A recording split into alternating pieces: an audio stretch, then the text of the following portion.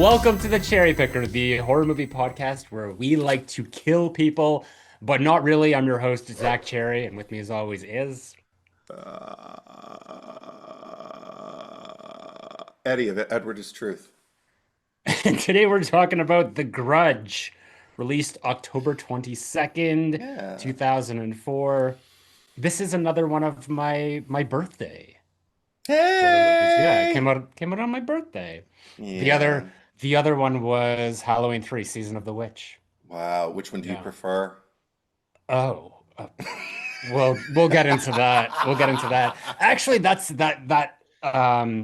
is a good segue though into my story of the first time seeing The Yeah. Grudge, which was just chaos. And did you see The Grudge when it first came out? Yeah. I saw it in the theaters with my sister, and uh, I remember talking about it with her, about her, it with her as we Mhm. left, and being kind of like, huh. And so, what was your But experience? do you remember like the I guess like the pandemonium, like the fascination, like because it was really popular. Like It I was. think did what was it like 39 million in its first weekend? It's certainly more than it didn't triple, it didn't quadruple, it didn't quintuple. It went by and large over its budget as far as the return. Like it did very, very Yeah. well overall. But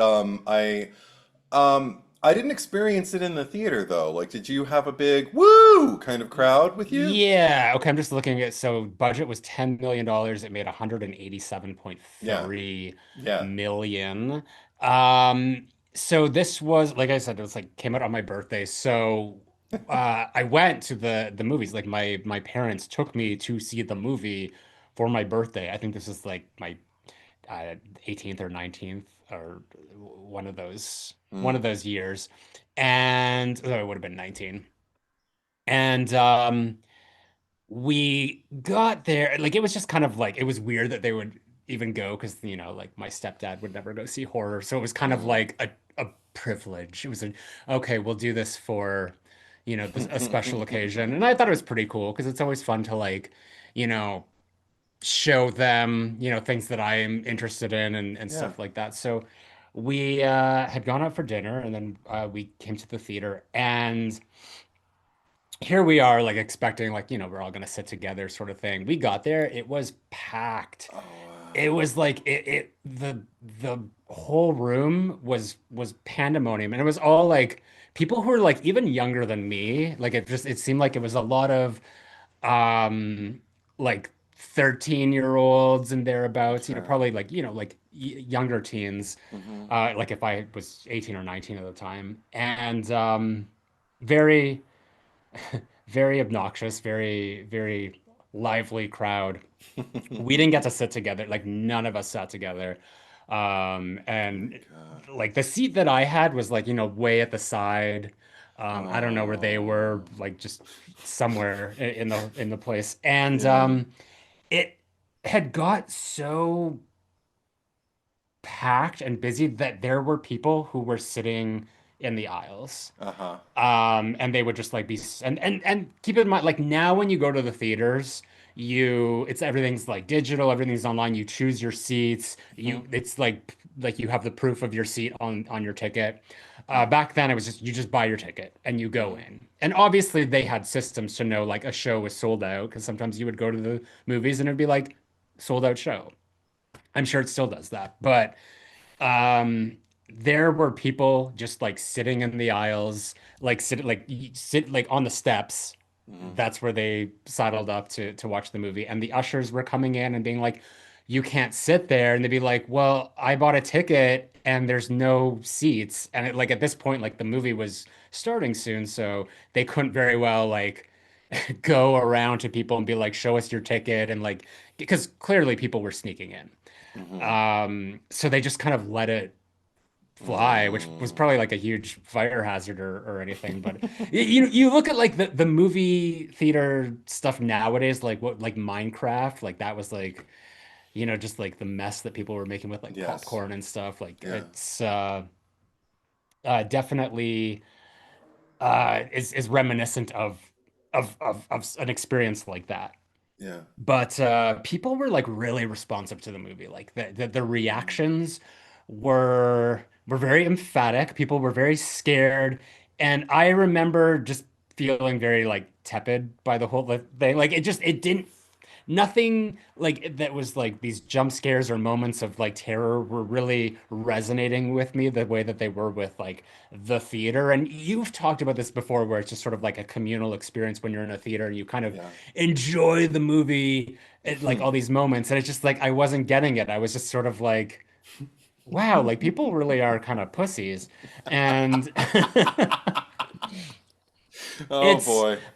but having said that, like to your point, I did like walk away from that just like feeling that experience, that communal experience, because it was crazy. You know, it's like the opening of Scream 2, the Mm, Stab premiere, where just like everyone's crazy. Like it's just you remember events like that. And even if the movie wasn't really one that resonated with you that much, like I still look back on that, and that's one of the few movie-going experiences that I remember in my life. See, I didn't, wow, that's a vivid memory. Yeah, I really don't remember the experience as far as like the communal experience of being in the theater. I just remember seeing it. My sister and I were horror buds by that point, so we saw a lot of horror together, and we'd always talk in the parking lot afterwards. And occasionally, if we had friends along with us, they'd be invited along. We'd all just stand there for like an extra 30, 45 minutes, whatever, Yeah. and just unpack it, which was fun. I remember doing that with this one, but I remember it was much more on the critique end. We weren't like our minds weren't blown.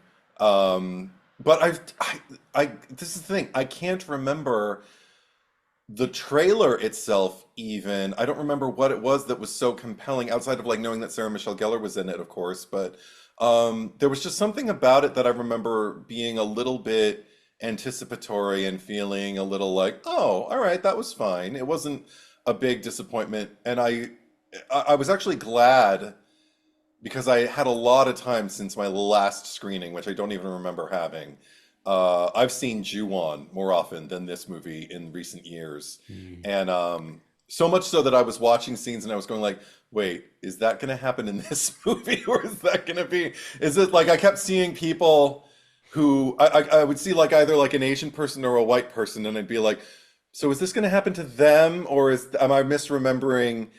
It happening to somebody, like Japanese in the Japanese version, like Yeah. whatever. Like, so I just kind of had to sit back and just take in the movie. And so many of the turns, it was so much more, in the best sense, scattered than I remembered it. I think I remember it being much more linear and feeling much less like something that needed to be pieced together. The Ju-on for me feels choppier than The okay. Grudge, so I thought The Grudge was more linear in my memory, but watching it again, I was like, oh no, it's told out of sequence, and there are things that it's kind of like hard to connect. But I feel like with Ju-on, I have an even harder time. Something about maybe the way it's edited. I'd have to watch it again to actually have a full-on explanation I mean, about it. I've never seen Ju-on, but Yeah, do you have a preference for which you prefer watching? no, that's a sad thing. Not really. They're both kind of fine. I Yeah. think as far as atmosphere, I think this one is a little bit more successful just in terms of the way this director, I wrote down his name, Takashi Shimizu, was able to make things look. I remember because it felt much more how can I put this? I don't know, just low budget. When you're watching Ju-on, it doesn't feel like there's a lot of production behind it. You're just kind of watching people being videotaped is what it feels like. Right. Whereas this one, the theatricality of it and the even the color palette, I always respond to, and I think I've mentioned this in other movies that we've discussed on this pod, when the production design is largely comprised of kind of sickly colors that just kind of like really just reinforce dread. Like there's even a lot of blues and greens in this movie, but they don't feel earth, of this earth. They're not the sky and the trees. They're more Yeah. like medical blue and green, the kind of thing you'd see in like a doctor's Yeah. waiting office or something like that. Yeah. Well, you mentioned the director of the American one Right. to Takashi Shimizu, if I'm saying Mm. that right. He directed the original Ju-on as well. So this Yeah. was sort of like his way of, I guess, like improving upon things that he felt were lacking in the original. Hmm. It's interesting because I'm just looking on IMDb alone. Ju-on has a higher score. Grudge is Hmm. currently sitting at 5.9. Ju-on The Grudge has 6.7.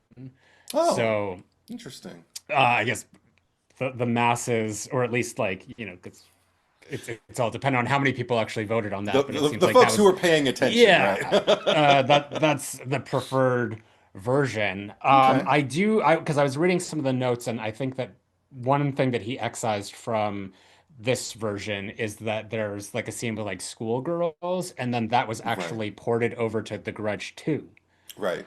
Um, so the linear or like the being told like out of sequence aspect of the movie, that's something I forgot about.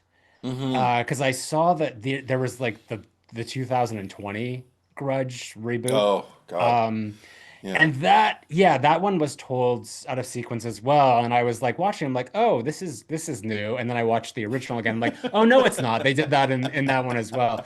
But for clarity, the the Grudge 3 that has Yeah.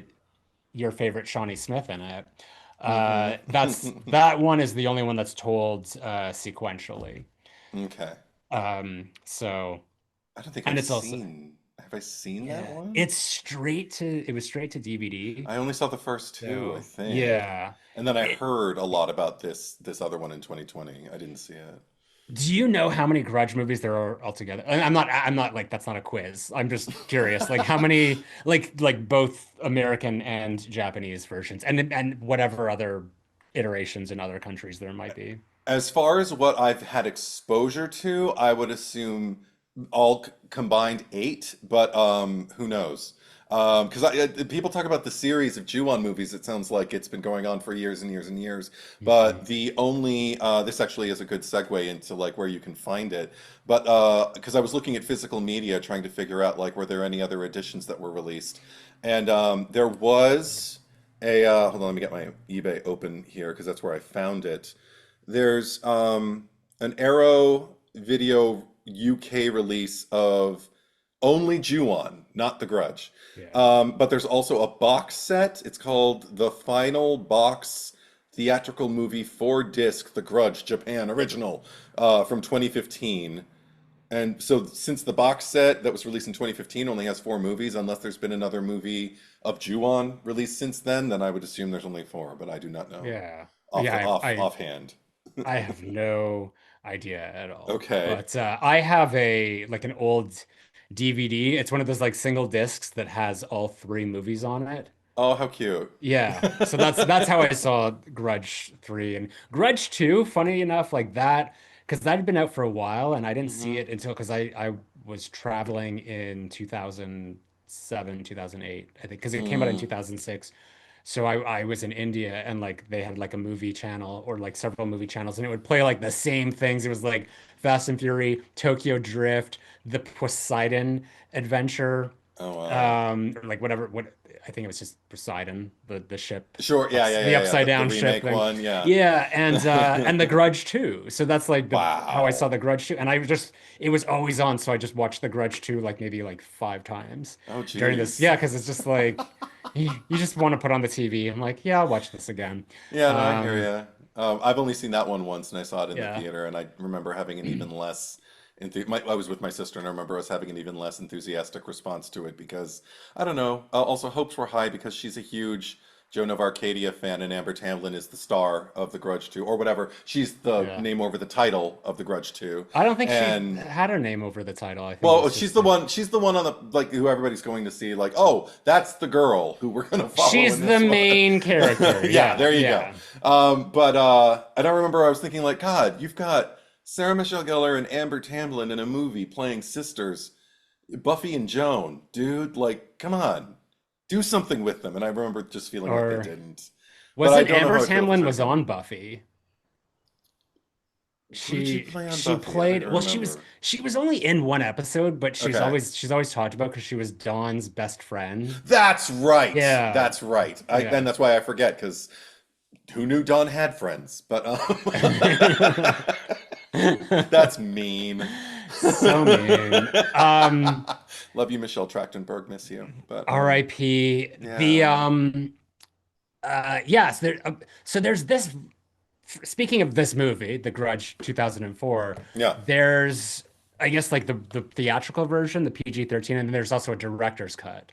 yeah. So to prepare for this, I actually watched the director's cut, So did I. courtesy of Eric, who is Yeah. actually in the chat here, and he's saying like a point I wanted to bring up is what's cool about The Grudge is it's essentially a Japanese film shot in Tokyo with a Japanese crew with an American cast. Interesting. And part of why that kind of, you know, makes the Grudge, like the American Grudge, stand out differently than like all of the other Asian remakes, like Americanized remakes, is that this is really the only one that is still set in Japan or in its like Yeah. original country. Because like you look at The Ring, that's like completely been Americanized, or like Yes. Pulse or Dark Water, you know, like there's a laundry list of different ones. And I think that that's something because you asked me earlier which do I prefer of like the movies released on my birthday. Yeah.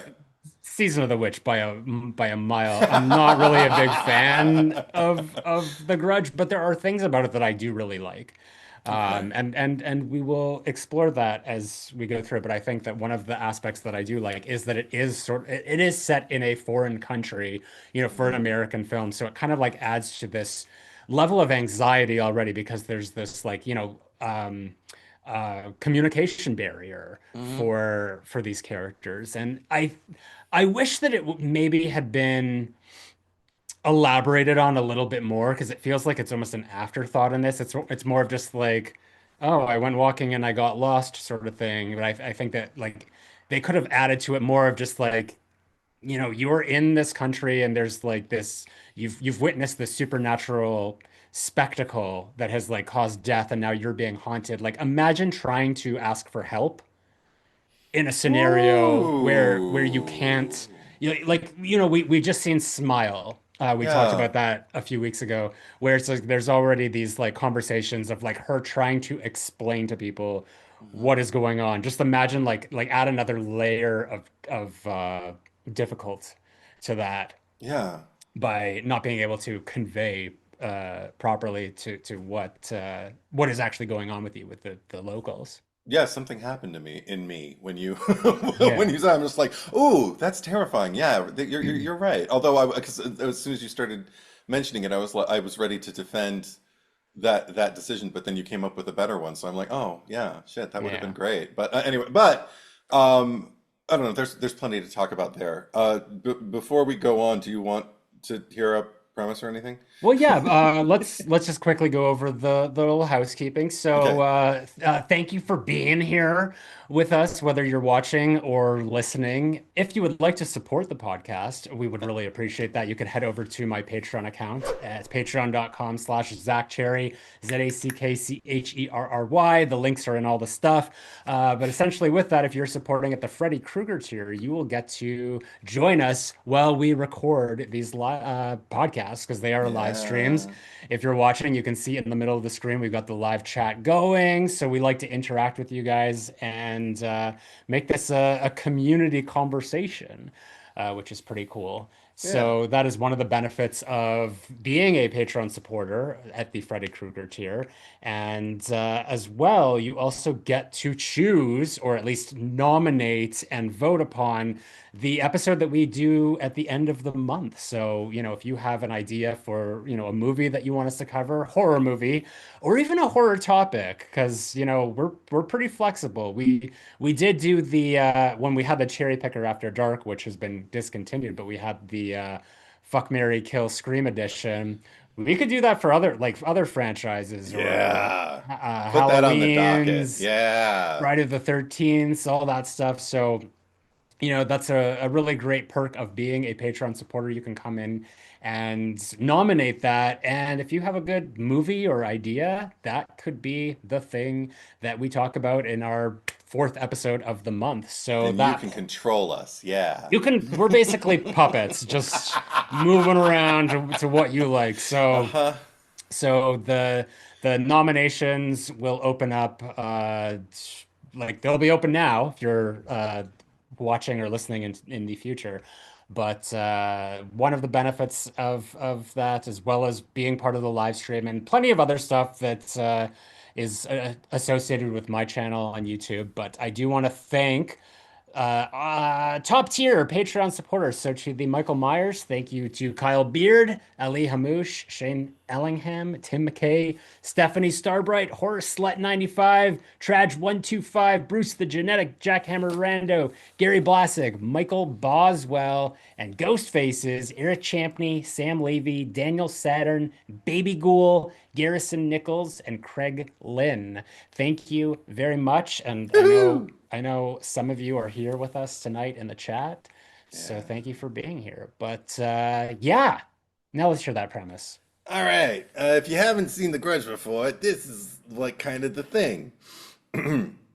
After a young woman named Kayako is brutally killed at home, a lingering curse is triggered any time a new person enters her house, passing from victim to victim, an endless chain of horror, all linked back to the grudge. Ah? Ooh. Hara. Can you just for context for people who have no idea what that meant when you did that little Hara The thing? Hara, it was Yeah. Barney Cohen, I believe, the screenwriter of Friday the 13th, the final chapter, part four, Yeah. was discussing his decision. Spoilers for the final chapter. He was discussing his decision for Tommy Jarvis to basically inherit the Hara from Jason. So as he is bludgeoning Jason to death to protect his sister, the Hara would be, and this is in interviews just the way he pronounces it. The Yeah. Hara passes from Jason, and the Hara enters into young Tommy, and Tommy would carry the Hara into the next film, and then he would be the one Yeah. killing, inflicting Hara on everybody. Yeah. So, and I just love. I have ever since I heard him say it, I've Yeah. loved it, and I've shared it with Zach here and all of you. And on the So podcast, yeah. yeah, Which and I mean, ironically enough, I think the same can be said for this movie is that the Hara yeah, passes into Karen yes. Davis, Karen Davis, is that her Karen name? Davis is her name. Yes. And the Hara carries over to the next movie. Yes. So yeah, it works And, out that and way. and and as we piece everything together out of chronology and start to realize who's been impacted by the Hara's infected everybody. And that's actually okay. So, oh, and also if you want to watch the movie, if you haven't already watched it, Well, you you told us can the box set.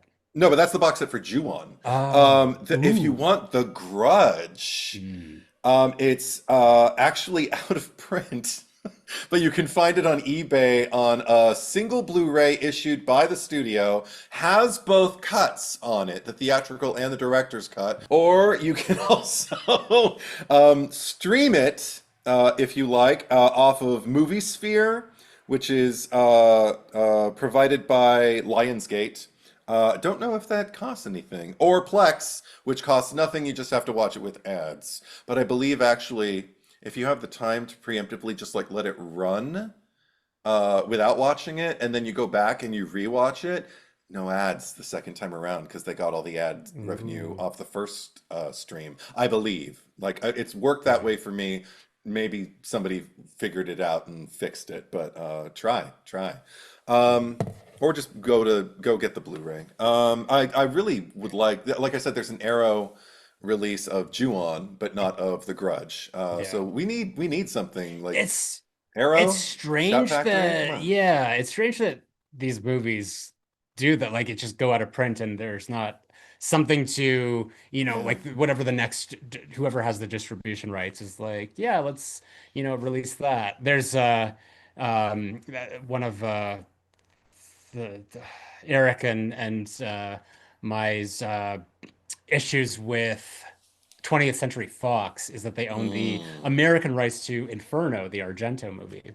And all Oh, of the like the main like the bigger Argento films are available on 4K except for Inferno because 20th Century Fox just will not release any of its library unless it's like on Disney Plus or whatever. Like that's why right. we don't have Barbarian on physical media yet. So yeah, Jeez. just really irritating. So Yeah, not but I do have to say I realized how spoiled I am with you. You're talking about films being released in 4K and whatnot.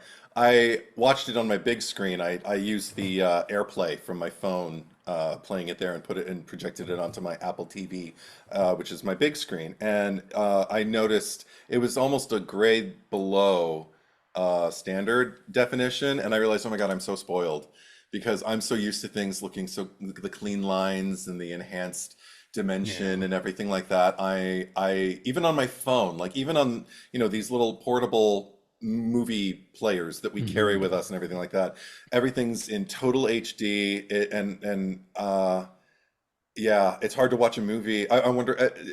I thought for the longest time before I even switched to Blu-ray that I was like a DVD purist. Blu-ray's just a fad, and I'm gonna wait it out.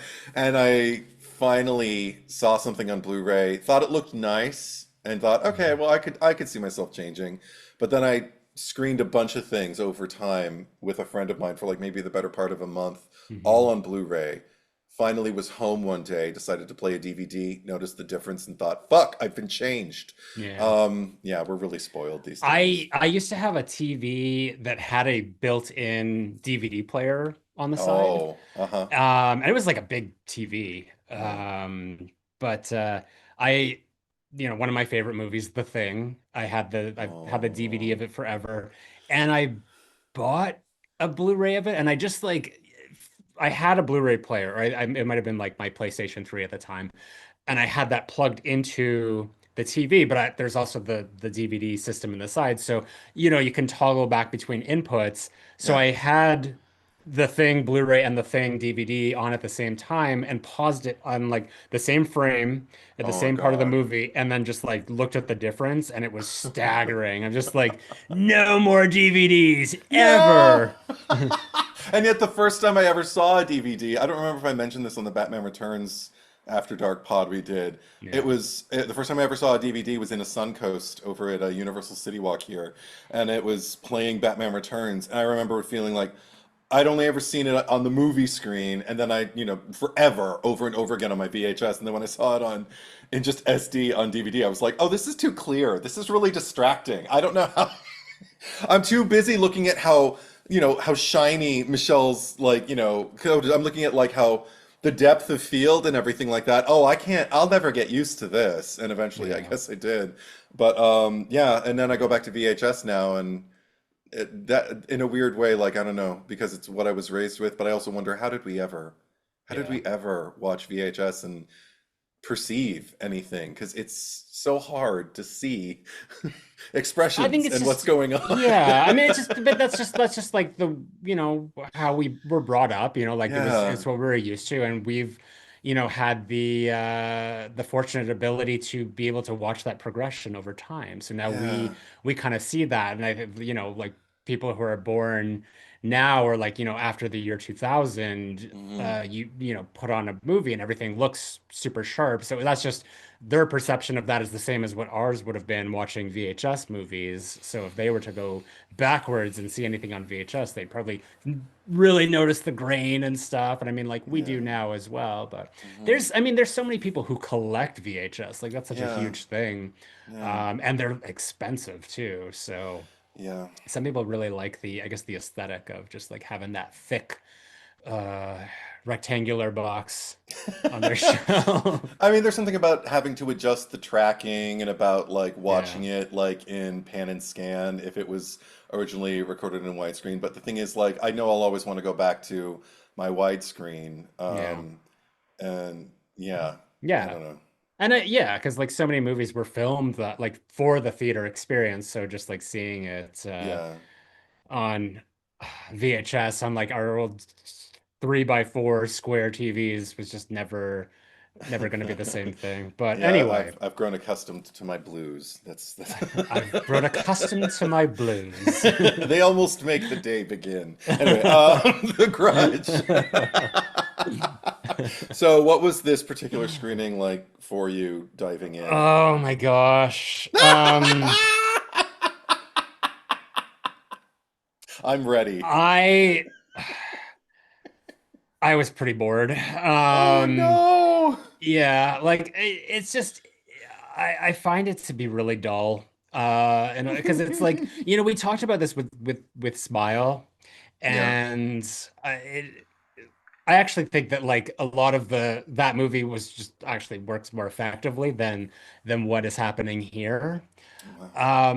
The I I know now because like obviously just like the everything being out of sequence, what to expect. But I remember seeing it in the theater, it kind of created this disorientation because the first time Mm-hmm. I'd seen it, I'm just like, wait a second, what's going on?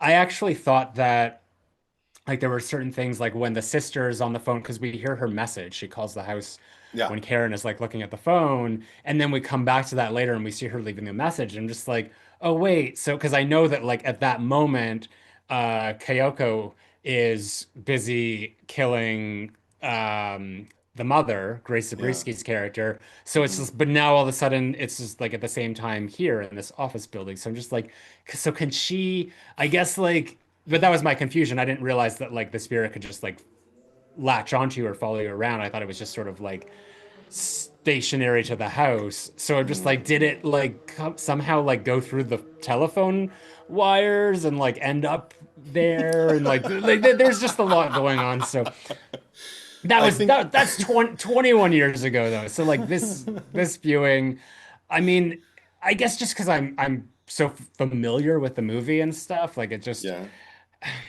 I think that the mystery at its core, because it's sort of like, we're kind of discovering as we go along, like what is happening here. I think that like a lot of these out of sequence sections of the movies are like kind of like red herrings. It's just like what is actually happening until we get to the end and we see what uh initiated this whole awful situation. Mm-hmm. And I think that actually, like, because of that, the ending of the movie worked really well for me. Mm. As opposed to like Smile, which I felt like I was really enjoying it, and then I got to the end, it's just like, okay, here we go, the same old whatever. But in this case, I felt like, a lot of the movie was just going through the motions, and then we get to the end when she goes to the house again and she's sort of like seeing it's just this really cool thing where Bill Pullman's Yeah. character is there and it's almost like they're inhabiting the same space at the same time and they can't see each other and it's like Yeah. he recognizes her and it's just there's something really creepy about it like because it's night and she goes upstairs and like suddenly like the light comes in and it's just like she's transported to a different time and then of course, like when he leaves and she goes back downstairs and the light drowns out again. And I didn't realize that that whole house was just built on a soundstage. Mm-hmm. So they actually did make like really effective use out of everything there. But like seeing I get the origins of this, and there was something about like almost Sinister-esque, as in like the movie Sinister, of like the old home video footage. Because it's like when it shows the flashbacks to the murder and it's like Yeah. all like the violence that happened in the house, it's sort of like this grainy camcorder footage Mm. suddenly, which kind of like it was actually really effective for me. Like it made it a lot creepier. Interesting. I Yeah. didn't see even something happened to me when a lot of things are happening to me on this podcast. But no, something happened to me when we saw Karen, little Sarah Michelle, going back with Bill Pullman or Peta, and he's sitting there with Yoshio, and there's something about I don't know. There was something about the way she just kind of like seemed to gain access to something that made me feel like the movie is living. There's a lot of movies that have done this with time travel now, in that they kind of like introduce the concept that there is no past and there is no future. Everything is existing simultaneously. We're the ones who assign past and future to what's happening, but really everything is eternally happening all at once at the same time. So anytime we think we're experiencing time travel, what's really happening is there's some kind of rift in the natural order of things, and that's Hmm. how like a time we can, us today can gain access to a time of people who were long perceived dead. And are they ghosts, or are they merely just kind of like shadows that we're catching, and we are shadows that they're catching against the wall, and for whatever reason we're all inhabiting the space at once. That's what I kind of got from it. Because the, because of the, I don't know, there's something about the ambiguity. You know me, I love the ambiguity. I love the fact that also Karen isn't even entirely cognizant of what's happening. She's just patiently waiting to find out, to see, I'm here for a reason. I must be being shown this for some kind of like revelation. I'm just going to stand by as much as I can and try to stay out of the way until I understand what this moment is about. And I thought there was something so beautiful about the way she played the moment when Peter is starting to move towards her. It looks like he's trying to reach out and touch her, and she starts backing up, like, "What the fuck? I don't want." Oh, he doesn't even know I'm here. Okay, Yeah. I'll just kind of duck out of the way, but not even duck, like just kind of like step aside and just kind of watch him. Yeah, he's moving over into this direction because he's experiencing in his own timeline, and I can see him, but he can't see me. I didn't know that just a second ago, but that must be the case because he's still Yeah. walking in that direction. That kind of thing. I don't know. There's something Yeah. about the touch and go of that ambiguity that really hooked me in, and I agree with you. I think made the climax work really well. The thing is, I didn't have as much of a problem with the things that preceded. I actually felt you alluded to the director, and to what Eric said also about like it being a Japanese film, like basically kind of funded by an American studio, or however you put it. Mhm. And I feel that because I don't feel like it's even paced like your typical American horror movie, and that's something that I like about it. I feel like it's not really all that concerned with uh with, how can I put this? Enticing you. It's kind of just relying on you to sit there, take in information, and hold on to it. Just remember that face and that exchange, so that when you're in the next, so when you see this person the next time, you can try to guess, okay, this probably isn't, just by listening and by watching, this probably isn't what happened. What happened after the moment I just saw. This might have Yeah. happened before. I don't know. There's something about all of that that I thought it's not like the greatest example that I've ever seen of something like that. But I Yeah. thought it was done really adequately. Like I was on for the ride, and I was actually kind of fascinated because there were a few times I wasn't bored, but I did lean back, just kind of going like, okay, they're just letting it breathe. Oh, I can Yeah. sit here and wait. And when you think about something like The Ring, I don't think there's any room for breath in that movie at all. It works to the movie's benefit, I suppose, but it also, I would argue, highly Americanizes Yeah. it. Whereas Totally. I do feel in a very kind of like Sophia Coppola Lost in Translation kind of way, like we get usurped or abducted with Mhm. Karen, and with, I waited for her boyfriend's name for the longest time. It's Doug. She finally says it about, I think, three-quarters through the movie. Yeah. But and by the way, Doug fine. Like good for Karen, Well, 100%. that actor, Jason Burr, Bell. Burr, Jason Bill. Burr, Is he French? Burr, Bell. Burr. Oh, yes. He was like they worked together on Buffy. He was Hmm. in the episode, one of my favorites, Lie to Me, season 2. He played her Yes. friend from her That's previous school who right. like had that cult of wannabe vampires that locked themselves in Yeah. the cellar and waited for Right. Spike and Drusilla to come feast on them. Yeah.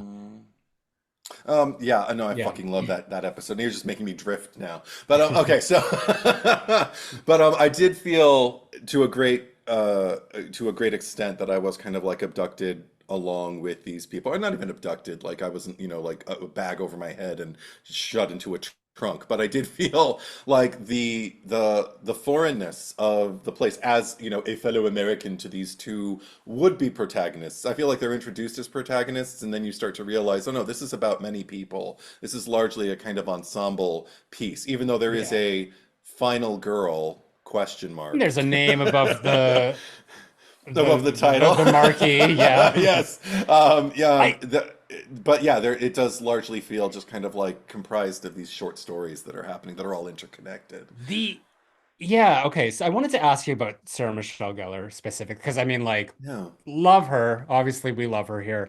Uh-oh. Um no, nothing bad. Okay. It just like Okay. because I'm watching her through this movie and I'm just like I'm just curious like if you have any insight as to like why she accepted this this movie, this role because I just there's nothing really like you're talking about how this is an ensemble and it does feel Yeah. like her character is largely like not necessarily like passive, but she's just kind of there amidst this like, Hmm. everybody else. And it just feels like, I'm interested to know why she took it because I wasn't really getting not that I wasn't getting Sarah Michelle Gellar out of it, but I was just like for a movie with like Sarah Michelle Gellar over the title, Hmm. of course I want more of her. Um, but it just wasn't there. So it just seemed like this could have been anyone. And I don't mean that as an insult to her, obviously not. But I'm just Right. wondering if you knew anything like on her end or what your perception of that was. It's only perception. I've never seen her speak to like what attracted her to this particular project or not. I can only imagine you can't play Buffy forever, and you can't, and even when you're playing Buffy, you can't Mhm. do it all the time. But and also, I mean, as long as it's a decent project that you can, kind of like bring people along with you, who are familiar, who, you feel comfortable working with, and you're excited about a particular filmmaker and adapting something from like, one venue, one environment to another with, all the cultural kind of like transposing that you have to do.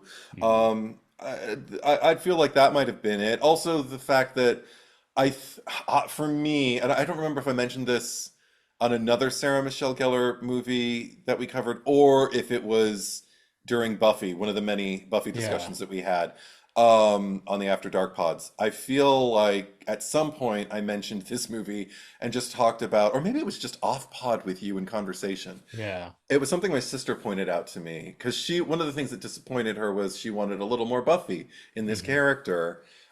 She would have liked her to be a little bit more proactive. And I mean, and it's not like she did anything wrong, but you're right. It is a largely kind of passive character compared to what we're used to seeing Buffy do.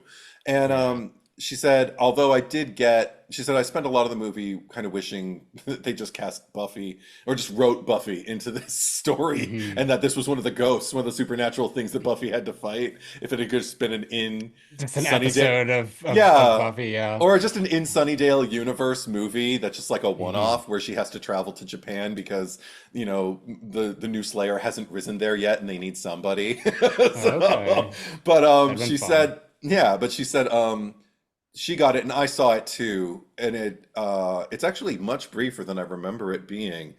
But it's the moment during the climax, and I mean the climactic climax, while everybody's dying, and she makes this snap decision that, well, I'm not going to escape this.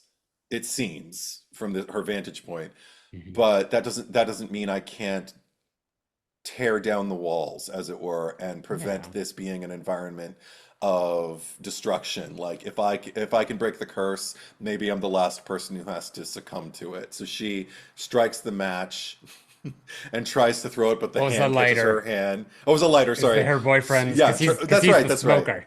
The Yeah. lighter. So she gets the lighter, and the hand grabs hers and just kind of like And even then, it's not Buffy because I feel like Buffy would have punch, but it's just like an insistence. Like, well, then if I can't move my arm, I'll just toss it from my Yeah. hand, like as it's remaining stationary, but I can still toss it into that pool of gas that gas can that I kicked over. Yeah. But the thing that was the most Buffy about it for me was because we saw how everybody else just kind of glazed over as whether we could see Kayako or not.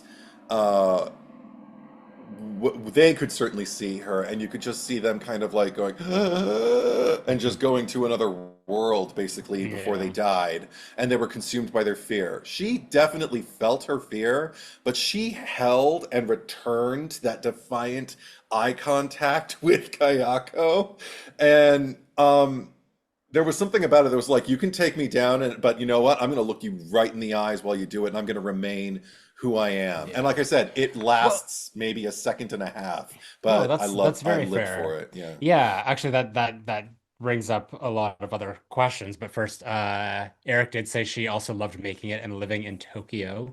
The cast commentary is great. So I guess, Oh, great. for context as to why, she got to go to Japan, as they all did. Yeah. And Garrison says that she plays Terrified so well in it. Yeah. So yeah, that definitely speaks to what you're talking about. I wanted to say, okay, so this is something, and it's almost like, and it's funny that this is Sam Raimi Yeah. produced. Produced. Yeah. Um, that I was going to mention the Evil Dead movies because in those movies, it's like there's almost like the rules as to like what the possession, like who it affects and how it happens. And who's like succumbs to it and like what is left of them afterwards. It's sort of like similar here because there's, you know, everyone is sort of affected by the grudge in a very unique way. And Yeah. she's clearly lasting a lot longer than that. Like she's almost like the Bruce Campbell in this scenario. Because it's just Oh. like it's almost like more of a like willpower, just like a strength of character that like allows you to like fend off the curse or however you want to put it. But like if you look at everything, like the opening, the cold open of the movie is Bill Pullman, who just like lifts himself up and like Mhm. head dives or just like bloop over the railing and kills himself. And I mean, like Yeah. I actually wanted to ask you about that. If you thought that was like did he just kill himself or was he, I guess, coerced into it or manipulated by the spirit?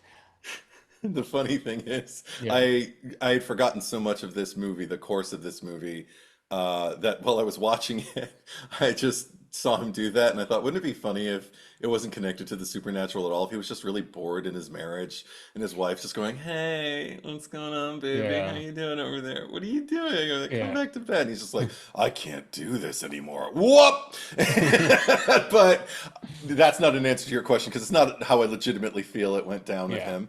I There's something about him that doesn't feel the way everybody, I mean, if we're talking about congruous acting, it doesn't seem like he was even directed to behave the same way other people did when they were Mhm. consumed by their fear, and just kind of like dying by that. Because he made a choice, I feel like he had a break, didn't know how long it was going to last. And I mean, by break, I mean he'd probably been chased by Yeah. images that scared and noises, Yeah. and being approached and stunned, and then finally it was dawn. It had been silent for maybe more than 5 minutes. And he thought, how much longer is this going to last if I just don't take myself out? And he just Yeah. made the decision, I'm going to leave. I'm just going to do it, is what I Interesting. thought. Yeah, interesting take. I mean, like, because we do hear like one of the only things that the character says. I don't remember her name. Is it Mom? The Grace Zabriskie's character. She's Emma, fabulous. Is it Emma? Yeah. Sure. the one who Sarah Michelle Gellar like It's yeah washes and everything. Yeah, yeah that's yeah Emma. yeah. Grace Zabriskie from Twin Peaks and also Yes. Child's Play 2. Yeah, I love her. Is the amazing, isn't it? Is that the line? Ah, yeah, no, she's great. I love her. Yeah, dies on the photocopy machine. But Yes. because she says in this movie, it's just like I just want her to leave me alone or whatever it Yeah. is. Yeah. So it's just I agree with you. I think that that's possibly what it is. Also, more to say about the wife of that character later on, but the yeah, the because we see so many different ways that people are affected by this, and there like he commits suicide. Yeah. There's some instances where it's just like people just disappear. Like the detective talks about how like the three people, like his colleagues who went into the house for the initial murder, Hmm. two of them died mysteriously. One just vanished altogether. We see that the sister just vanishes, Marge Thompson style under the bed. Yeah. Um, so there's just like it's almost like there's a like I guess a timeline of like how long that the spirit affects you, but also like how does it essentially take you out? Because there's just so many different Yeah. variations that we see throughout the movie of how it Hmm. affects people, and like Hmm. Doug, who you mentioned, and that this is one of my, how I have my nitpicks and things here. He gets to the house and it takes him over like immediately, Yep. whereas she's had this for days Yeah. and is still kicking. But what I wanted to say is that she gets home and finds his, or no, he left a voicemail just Yes. saying, I saw your research. Where have you been all day? Okay, I'm coming to the house to find you. Yeah. And he clearly has a cell phone on him, and she just runs out the door, and she's just like trying to get to this house to stop him. And I'm just thinking like, well, why didn't you call him? Like what what the fuck? But anyway, that aside, it just we see she discovers him and he's like croaking, like he's near death, and that's the climactic moment with the gasoline cans. I mean, maybe I mean, she didn't have, as far as I can remember, and by she I mean Karen, any exposure that I can remember to the spirit's ability to kind of replicate life. It like I feel the most vivid example for me is when the sister, what was her name, Susan?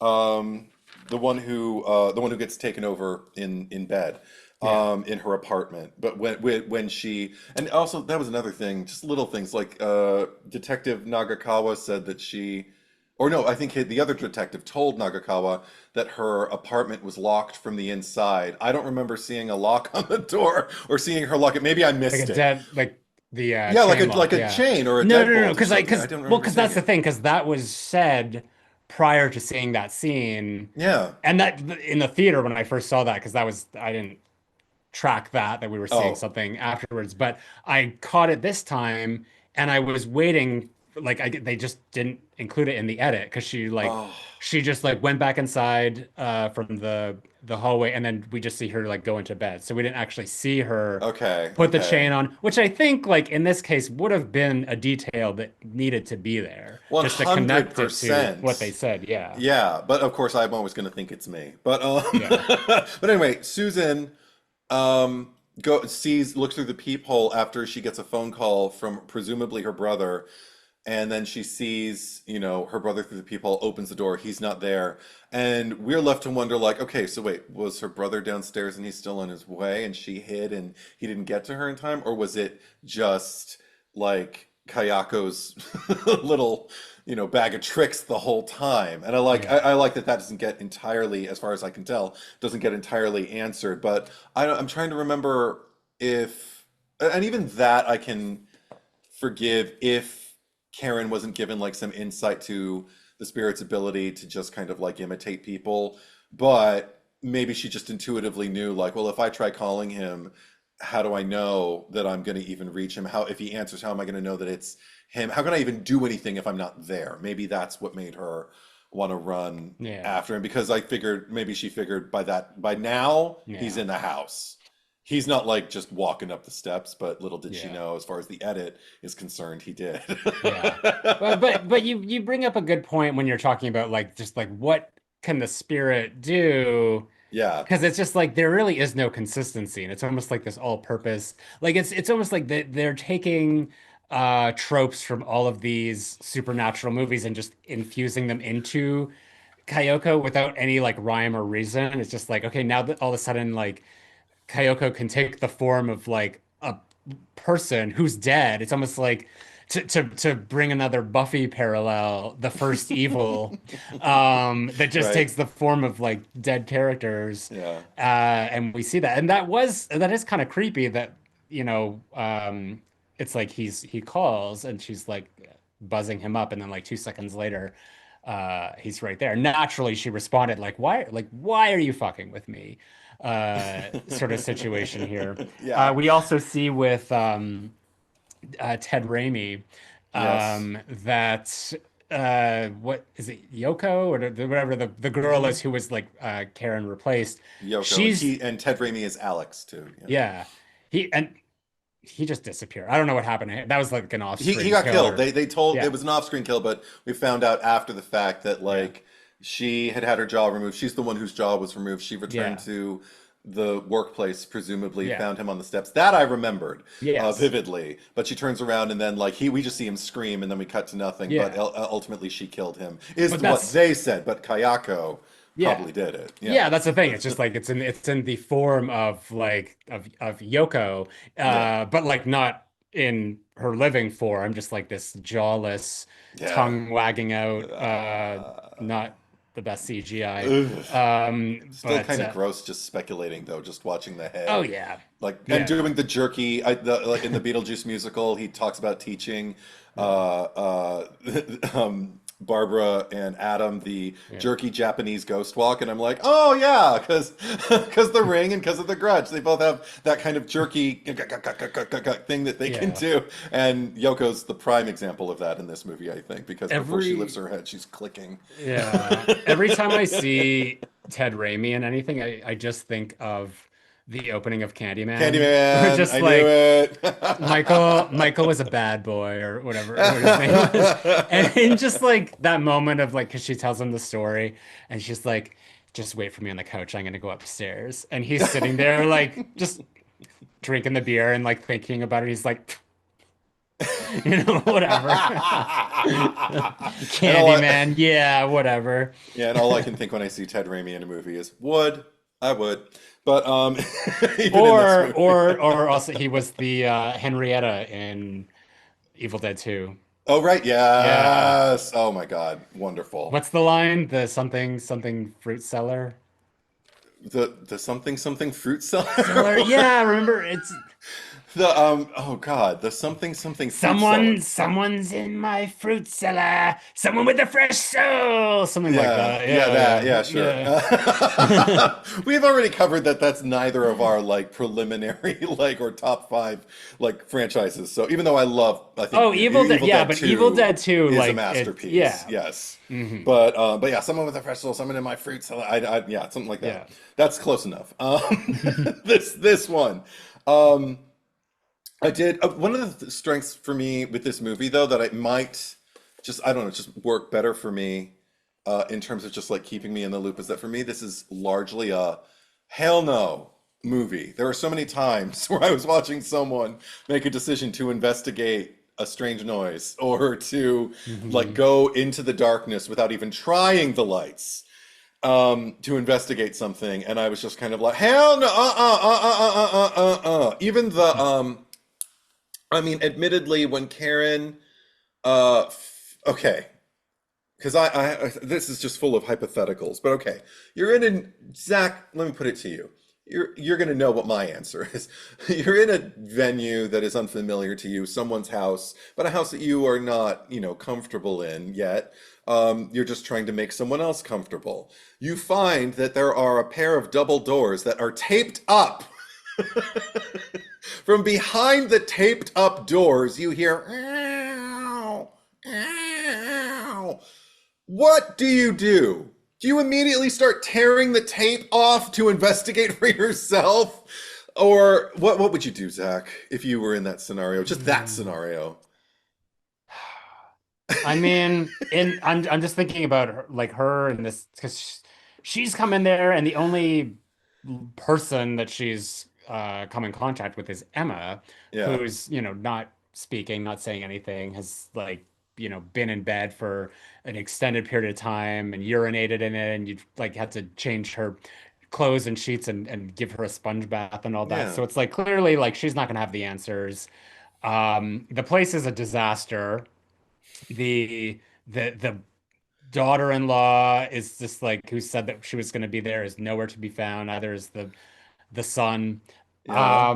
I mean, I'd probably wait for them to like, because I wouldn't want to like disturb anything in someone's house. Like if something is taped up behind something, there's probably intention for that. So I don't Yeah. know. I think that because she opened it and she found Toshio and the cat and all that, and then that's what made her call Alex, and he came over. I would have like called Alex, but without even opening that, I would have been like, Yes. "This place is fucked. There's Yes. something going on here. I think that there's like there, people need to come down here and Yeah. like d deal with this." So no, I would have not opened that shit at all. Yeah, I'm certainly not taking that tape off on my own. Like, I Yeah. need a buddy. I need a couple people to come down here and investigate because I'm hearing noises from the other side of it, possibly a life, possibly in peril. But this ain't my house. This ain't my Yeah. circus. This ain't my monkeys. I need to ask permission. I need to let everybody know so I don't just disappear into the walls. You know what Yeah. I mean? Question for you. Yes. Who do you reckon put that tape there? Ooh, good question. I Like, mean, is it Kayako? Did she just I don't know. Because this is the thing. Emma also has moments where she's relatively lucid Yeah. enough to say, I just want her to leave me alone. And not even like she's screaming from behind the eyes kind of thing. Like, no, she's really expressing a want, a desire as a human Mhm. being, the way she would if she were just kind of like your typical person walking down the street, who Yeah. just wants to be left alone. So I don't know. I mean, because it's so batshit. I can't, and it's so connected to the physical world. I can't Yeah. imagine why Kayako would do that on her own. Yeah.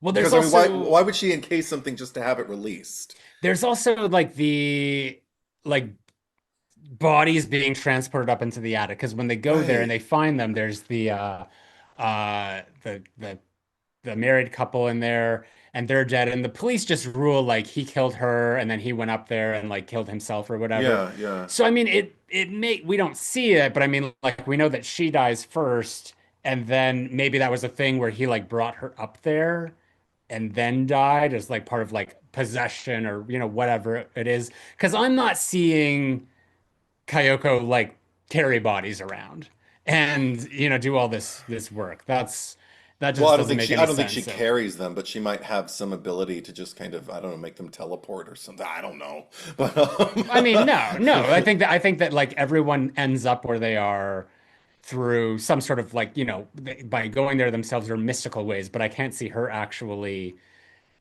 like she can like suck people into thin air, yeah. but I don't think they're just disappear forever. I think I never that. went that deep with it. Yeah. I But just kind that's of the thing, thought, like, because that's like I'm thinking, because like they're borrowing these tropes from like every supernatural thing possible.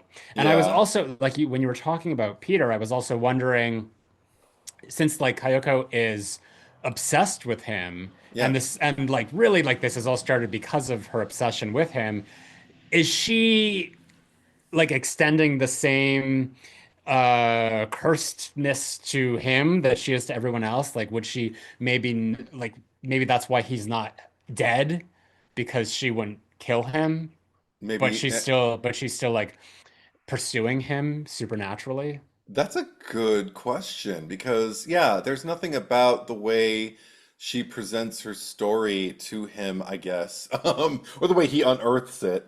Uh, when he discovers Toshio and discovers the diary and all of that kind of stuff in that climactic sequence. There's nothing about it that I think is meant to harm him. I feel like it's much more meant to expose the truth. And maybe, you know what? He's kind of a shit now that I'm thinking about it. I mean, granted, I can't blame him because nobody wants to be tormented by like some supernatural force He that's didn't do obsessed with anything. you. He didn't, no, but that said, he didn't do anything. Like, when she, because what, isn't she the one, isn't he the one? I can't remember. Because, oh, yeah, it happened for both of them during that Hmm. climactic moment where, like, the timeline kind of gets fuzzy and Karen's there too. They both, don't they, see her tumble out of that closet space that Yoko went Yeah. investigating in the beginning of the movie. And she tumbles out and her eyes literally find him, I think, him or Karen, I can't remember Yeah. now. But her eyes are on someone. All I could think was, I don't want to be that person.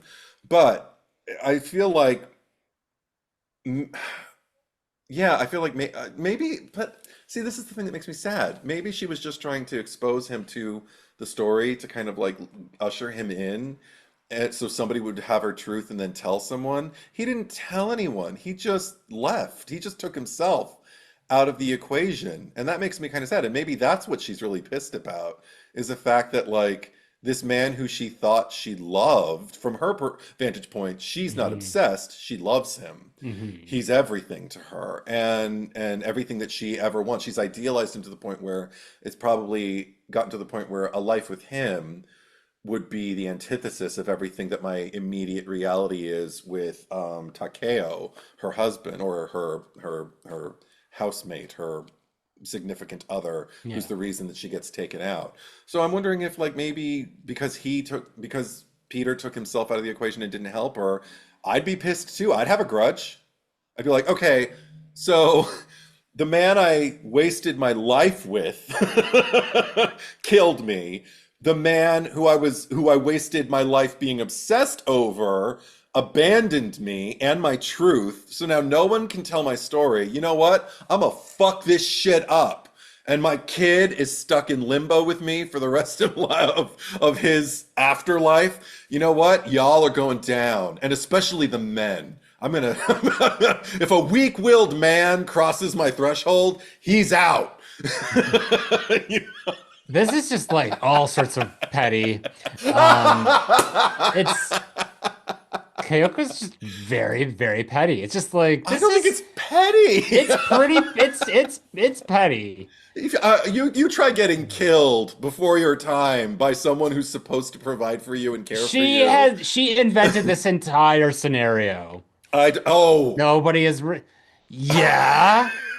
victim blaming. Yeah. Look, look, I feel bad for what happened to her, but this is not Peter's fault. And I mean, he I'm not saying it's clearly his fault. he alerted the authorities. You know, they went there. You know, he obviously left the house and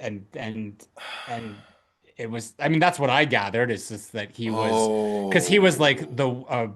a witness, and then they found like he was connected to the crime because like he committed suicide shortly after. So maybe she had a problem with boundaries in the afterlife and her supernatural form after he did at least contact the authorities.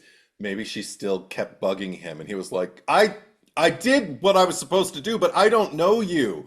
And then he just basically took himself out. That was his way of ghosting her, was committing suicide. Just taking a nosedive over the balcony. And then that final straw was just his wife beckoning to him, like, "Hey, baby, what's going on?" He's like, "No, no, I can't do this." Okay, because you mentioned the wife. I don't even remember. Did we ever get her name? I think so. Maybe, maybe not. I don't know. It's probably on IMDb though. Okay, but I didn't hear her name while I was wondering about Maria. Maria. Yeah. The most beautiful sound I've ever heard. Maria. But okay, when Karen goes to visit Maria to inquire about like her husband in the story and all of that, she seems to be pretty bound to the house for the night, but she's dressed like she just came back from or is on her way to some kind of gala dinner or some kind of romantic date. Like she's got this beautiful red dress on and her Mhm. hair's done and her face is fully made up. She doesn't look She's got like purple yeah. eyeshadow and yeah, yeah. She either tried to go out or was planning to go out, or maybe I have nothing but questions about this woman and the way she functions because she they didn't go the natural direction you would go with a character like that. Like I was expecting her to look like a shut-in, like maybe just like Mhm. in pajamas and a bathrobe and like that's her uniform now. Yeah. Or even just basic shirt and skirt or some pedal pushers just to kick it around the house. Like she doesn't leave, but she looked like she had a destination or had just come from somewhere, and I didn't understand. What did you make of that? Why was she dressed It's to the nines?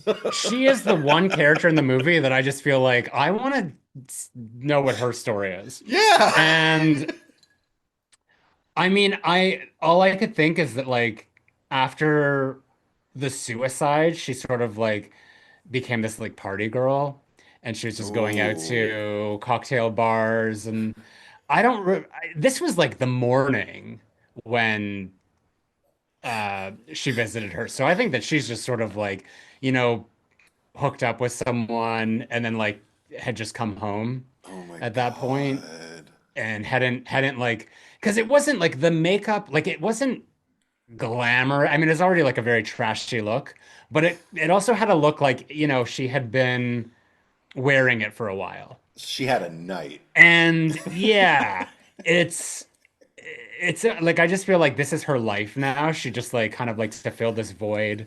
Because I mean, like if Mm. you like your husband and and like you're in there's this theme of like being in this location because we see the couples. There's like obviously Mhm. Karen and Doug and Clea Duvall and what Tom Cruise's cousin and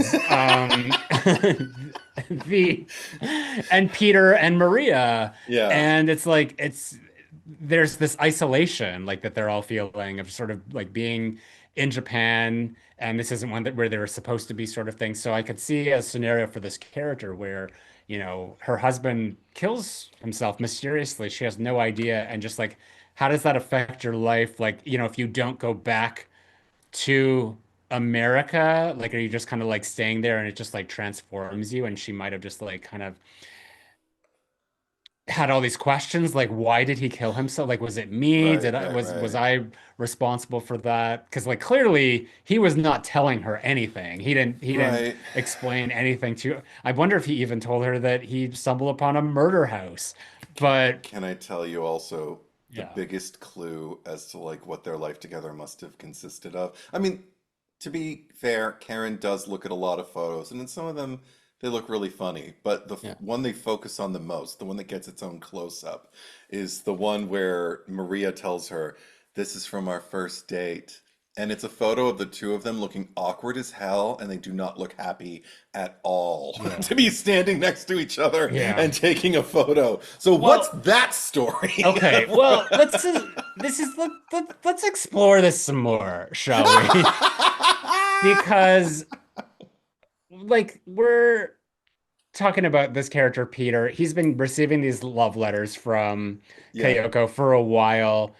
I mean, okay, so let's just say that you were happily married Hmm. and you were receiving these mysterious love letters Hmm. and um you'd already gotten like 15 or 20 of them. Right. Are you gonna like track the address of the sender and go to their house to like that's the thing. It didn't really explain. We just sort of It's see true. like it's very internalized. Like his um coworker is like, you got another letter, and he's looking Hmm. at them, and then he just goes to the house. So was he going there like looking to have an affair, or was he going there to like tell her stop, or was he going there because he thought that she was a mentally disturbed woman and he like genuinely wanted to help her? Like we don't really find out his motivations are a complete mystery. The terrifying answer is what if he's going to find out any one of those how he should respond based off of well, what's the temperature there? Like I'm going to Yeah. go in and test the waters and see what's looking back at me. And if I'm into it, then maybe something can happen. But if she cray, then I can, tell her, well, this has to stop. Like, I don't know. Yeah, you're right. See, again, there's a whole movie there Mhm. with just these three people, the three people that kind of like the apex of the story. Yeah. Um, and then, of course, her home life, Yeah. which I don't need to see a whole movie about Which that. That just is looks horrible. Yeah, which is why, like, and you're talking about these omissions, like, like the chain lock. I mean, that's just editing, but Yeah. um, there's there's like deeper, more interesting things about the characters that are going on here, and I feel like the movie never, like, it's just they're there, and like, they can do the thing that you like to do. It's just like be the headcanon person and just like imagine what this is. But it's, I would have appreciated that these creative decisions had some sort of context within the rest of the story. Hmm. So, when the movie does kind of like turn into just like, another one of these cursed movies where someone is just wandering through a building and there's a mysterious noise or something, like it's disappointing to me because I feel like there was a lot more that could have been done. There was a lot of potential here, and it's just sort of wasted with just doing the basic. I mean, in terms of, there's another entire trope that gets pushed to the forefront. I feel like it's at the beginning of every Amityville movie, and every movie that's influenced by Amityville. But like when the what is Emma's last name? The Williams, the whole Williams Yeah, clan. She and her three children, or well, her two children two and children. daughter-in-law, bring her into the house and everything like that. And again, Emma seems cool. She seems fully present. She's just looking around, just like, okay, whatever. And then she makes her way up the stairs and finds herself in that room and stares in the corner and goes somewhere. Her eyes just glaze over. Whatever it is that influenced her son, Matthew, I wrote down his name. I didn't write Yeah. down Clea Duvall's name, though. I don't remember what that was. But No. when he goes up there to kind of like collect her and he finds her there and he even does, I think, one of these where he just puts his hand in front of her eyes like, hey mom, like, I think he just blocks it, tries to get in front of her like, mom, I'm looking at you, I'm talking to you.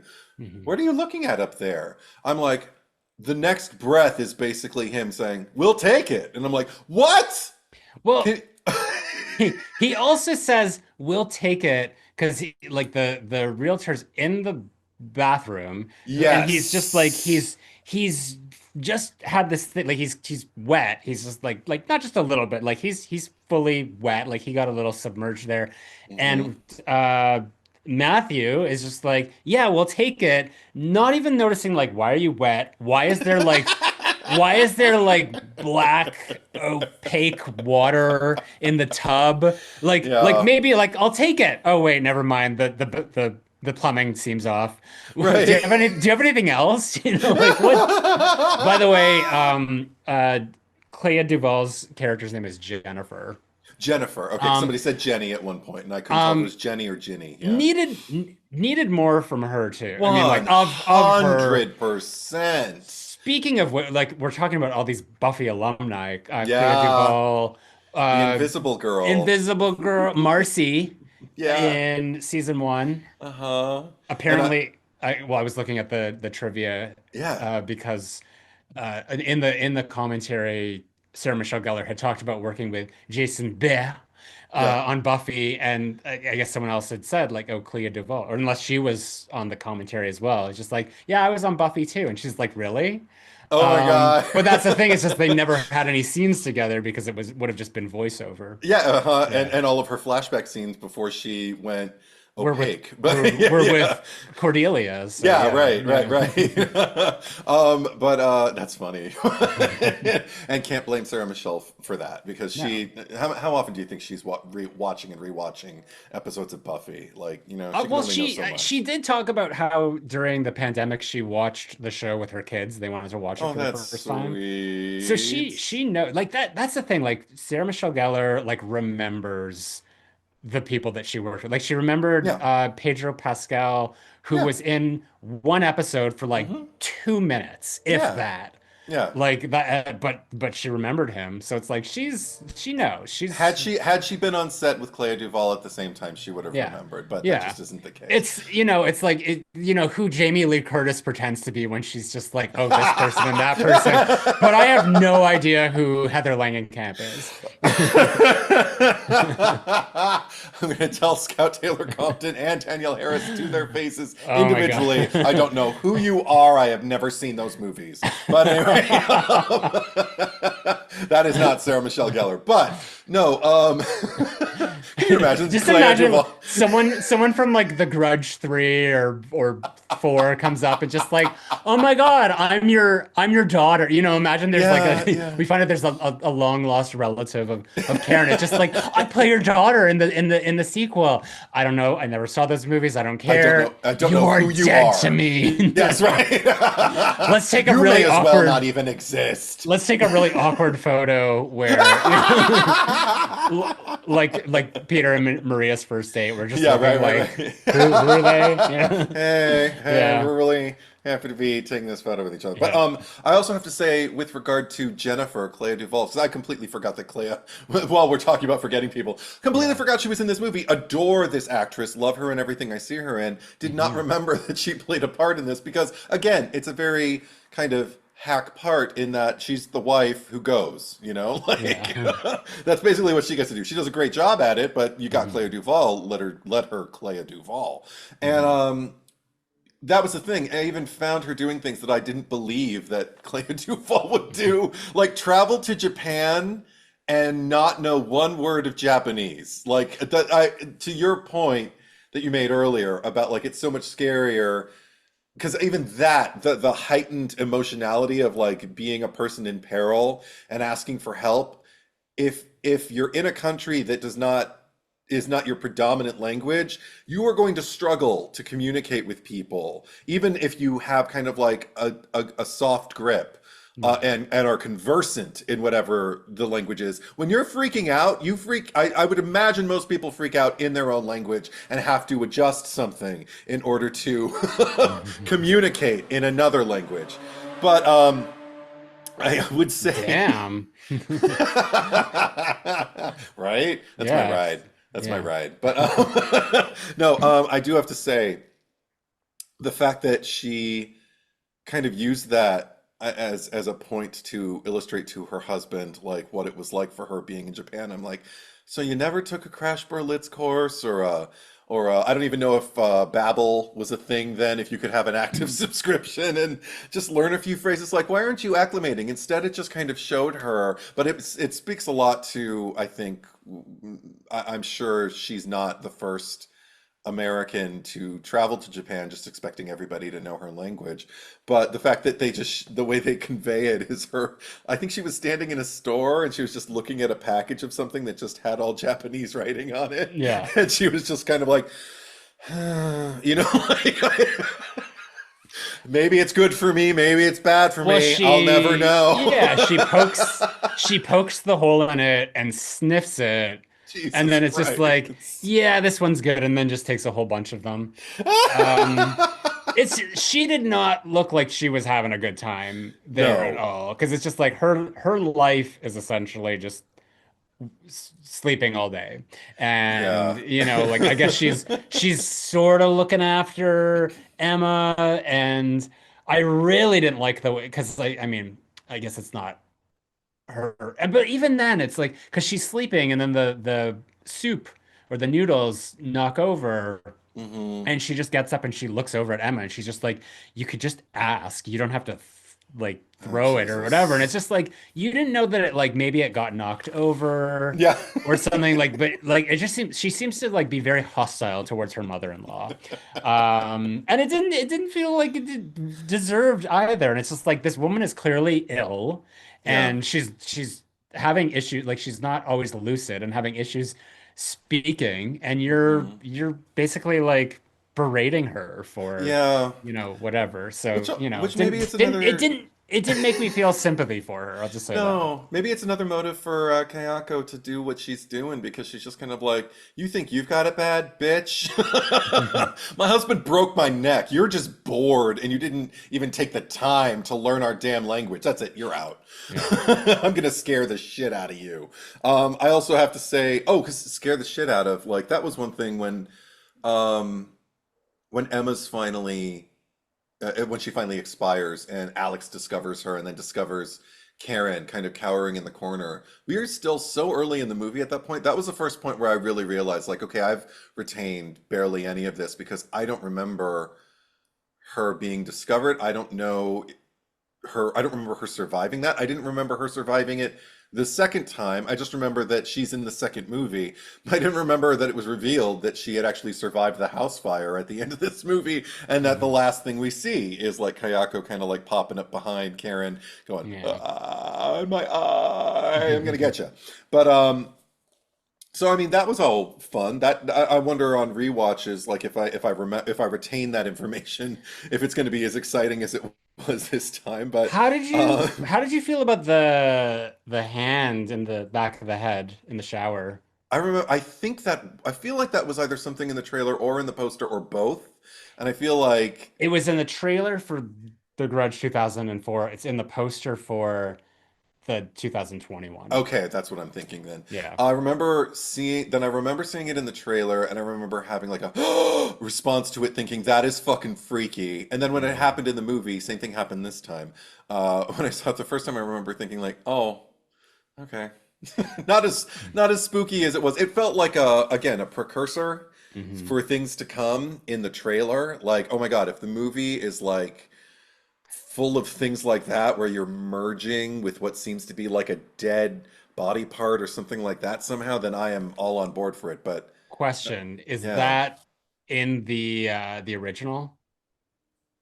I don't remember that. You Okay. know what? It's been a while since Well, I because saw. I was gonna say Yeah, like because it feels it's not really it doesn't have an impact on most of the movie. It feels like one of those trailer moments that just sure. like you have to have these so we can put it in the trailer. And Yeah, I remember the trailer and I never understood. There's like a lot of things in the movie that I'm just like are confusing. But I remember that I'm like I didn't know it was like a hand at the time. I yeah. thought like, maybe it was like malignant all of a sudden and like Oh, she right, was, right, right. having Kayoko was actually her other identity Her, that was in her parasitic twin. But right? what's when Susan Yeah, because she's in the stairwell, which actually I want to say the stairwell in the like at her office, that was actually a really effective scary scene. yeah, So I want to say that I did like that. But there's something because when she runs out the door and I guess Kayoko like grabs something or it's like caught, what is that rips off? Because we see it again when we go back to her apartment and she's sitting on the couch and she's looking at this thing that's ripped off. I'm like, what is that? But then she finds it in mhm. the other part in her bed. Was it a rabbit foot? That's what it was. Okay, that was not like very clear. Oh, see, that's another thing that totally worked for me because it's basically like Kayako saying like, "You keep this thing for luck. Fuck your luck," you know? Like, yo, and then the fact that she gave it back felt like a middle finger to her, just kind of like, "Here's your lucky rabbit's foot, you dumb American." I'm You know? telling you, she's vindictive. Um, uh, C. Edward, just a fun question here. Do you or Zach and Eddie ever watch your episodes?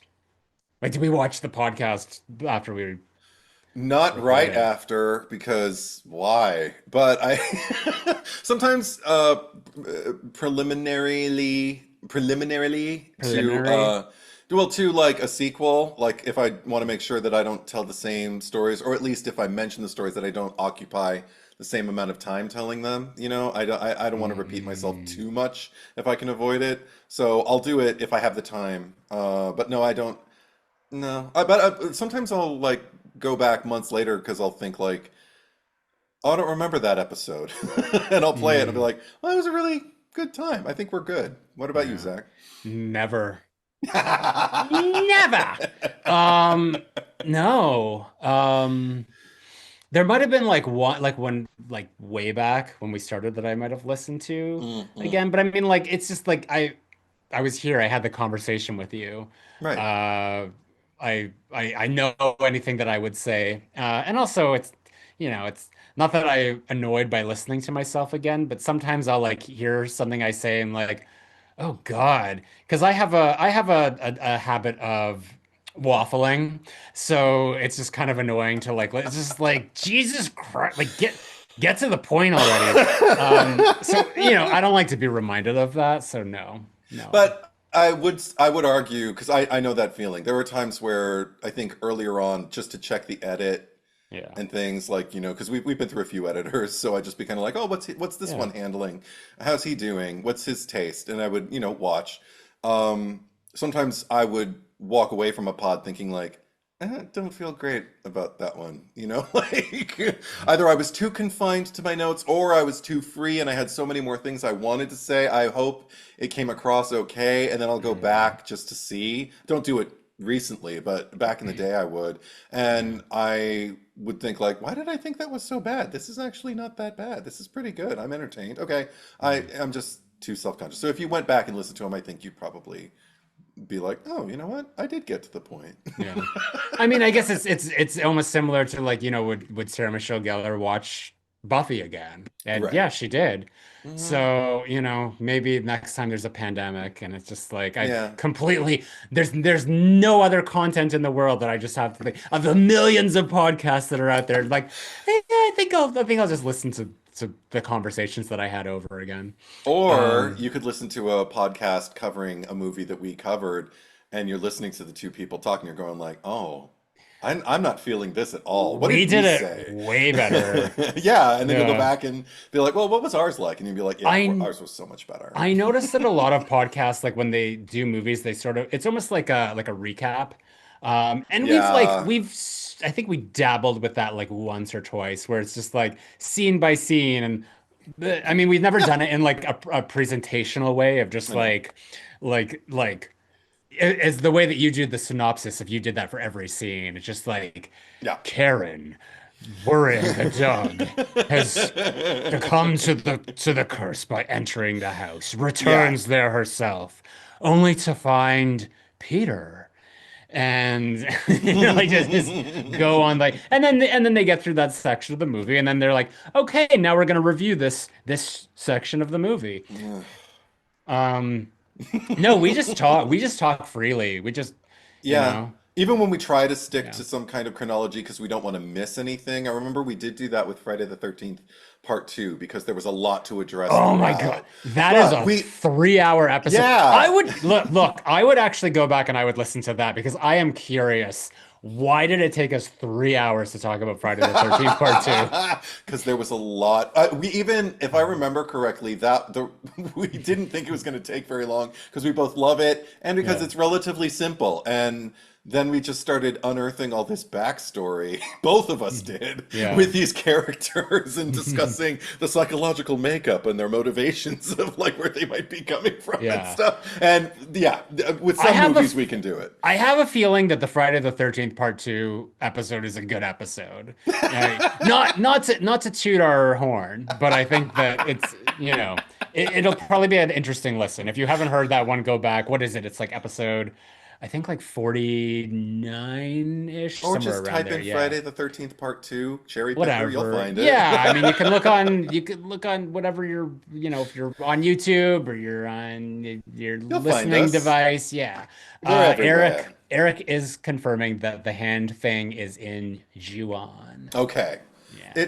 But I feel like again, maybe it wasn't, I don't remember there being as much production behind any of the scares in Juwan, meaning like as much just kind of like an attempt to make it look withered, make it look ghostly, make it Yeah. look like kind of like, where's the hand coming from? I think if I remember correctly, there might have just been like two hands and then a third hand in frame, and you're just like, ah, and that's it. But I Yeah. could be misremembering. Yeah, I don't know. I do have to say one thing that I do remember that I really thought was improved upon because I barely remember it from Ju-on is the elevator with the Susan character in it and the Right. little boy. on multiple floors, but I feel like the motion forward is specific to the Grudge because I don't remember him making that jump. Like on two floors, he's just standing there enough for you to take him in. And then I think for the third and the fourth that she passes, all of a sudden his face is right up there against the glass and he's looking at her. Yeah. And there's something, it's already creepy thinking about like being watched. Like I don't like the idea of something just kind of like looming in the corner.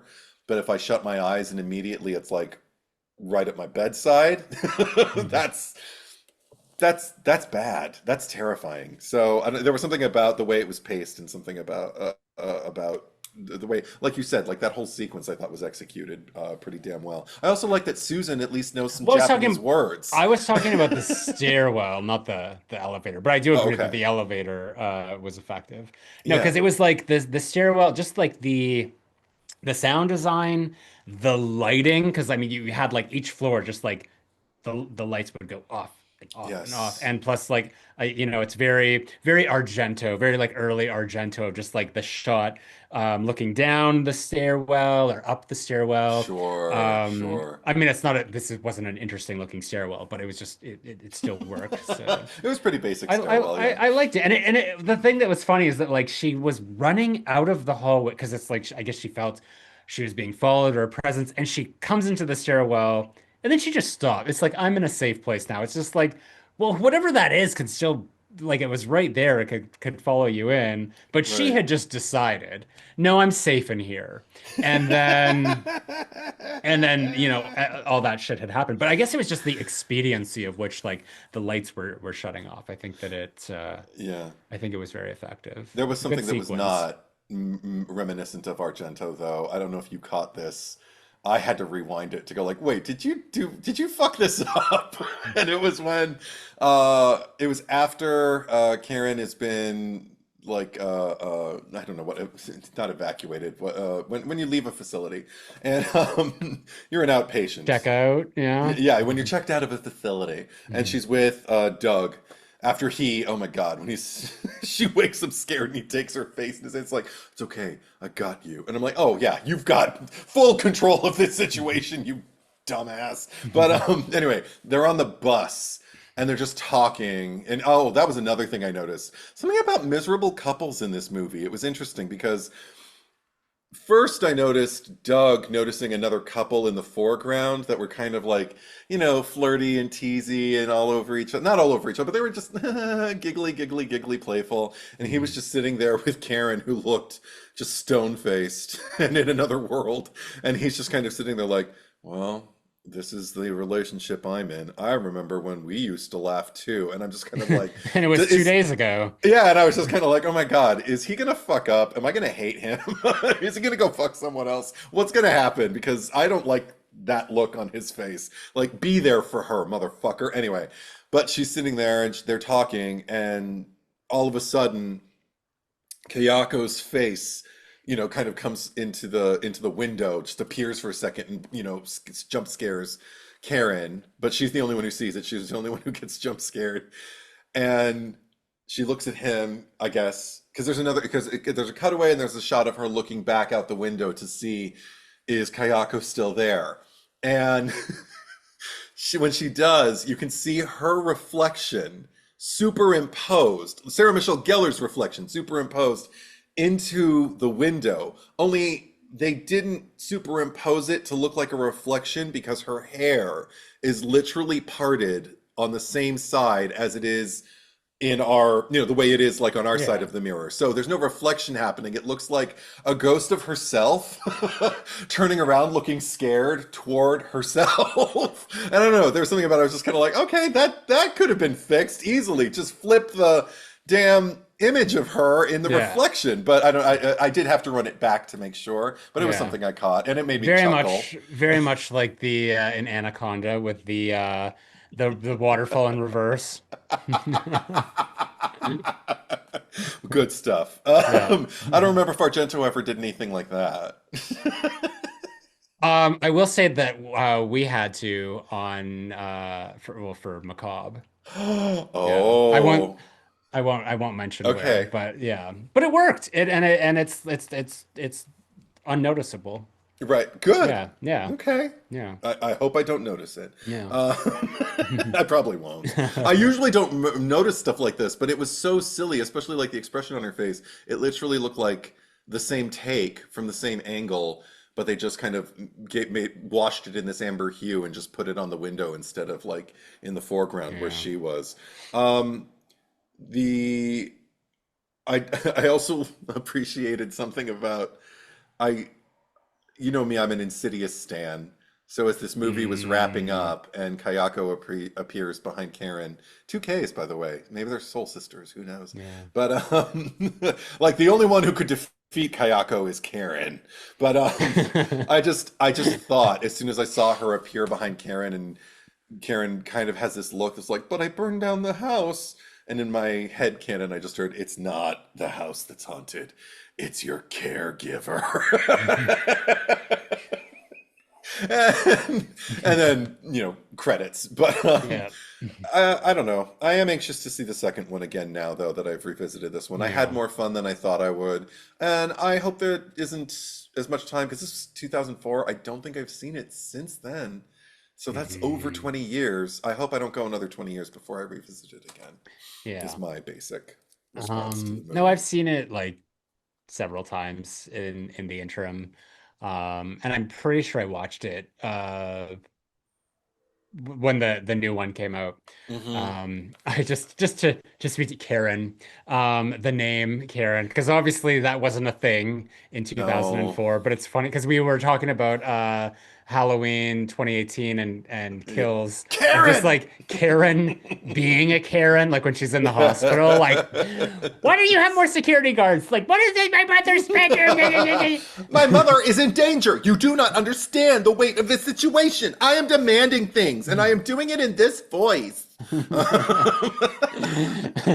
You do not understand the neuroses and paranoia that that woman projected onto me. The world is not a terrible place. The world is Valentines and Cupids and puppy dogs and I feel like that's like the new we're podcasters. yes, Investigative investigative journal. journalist Every episode now you bring up the world is full of rainbows and puppy dog tails and and fairies and Never Never Land and I don't know what yeah, else. Did I ever say Cupid? Sure, Cupids again. lollipops and Lollipops and sunshine. yeah. Oh my God, Yeah. put Karen in every franchise.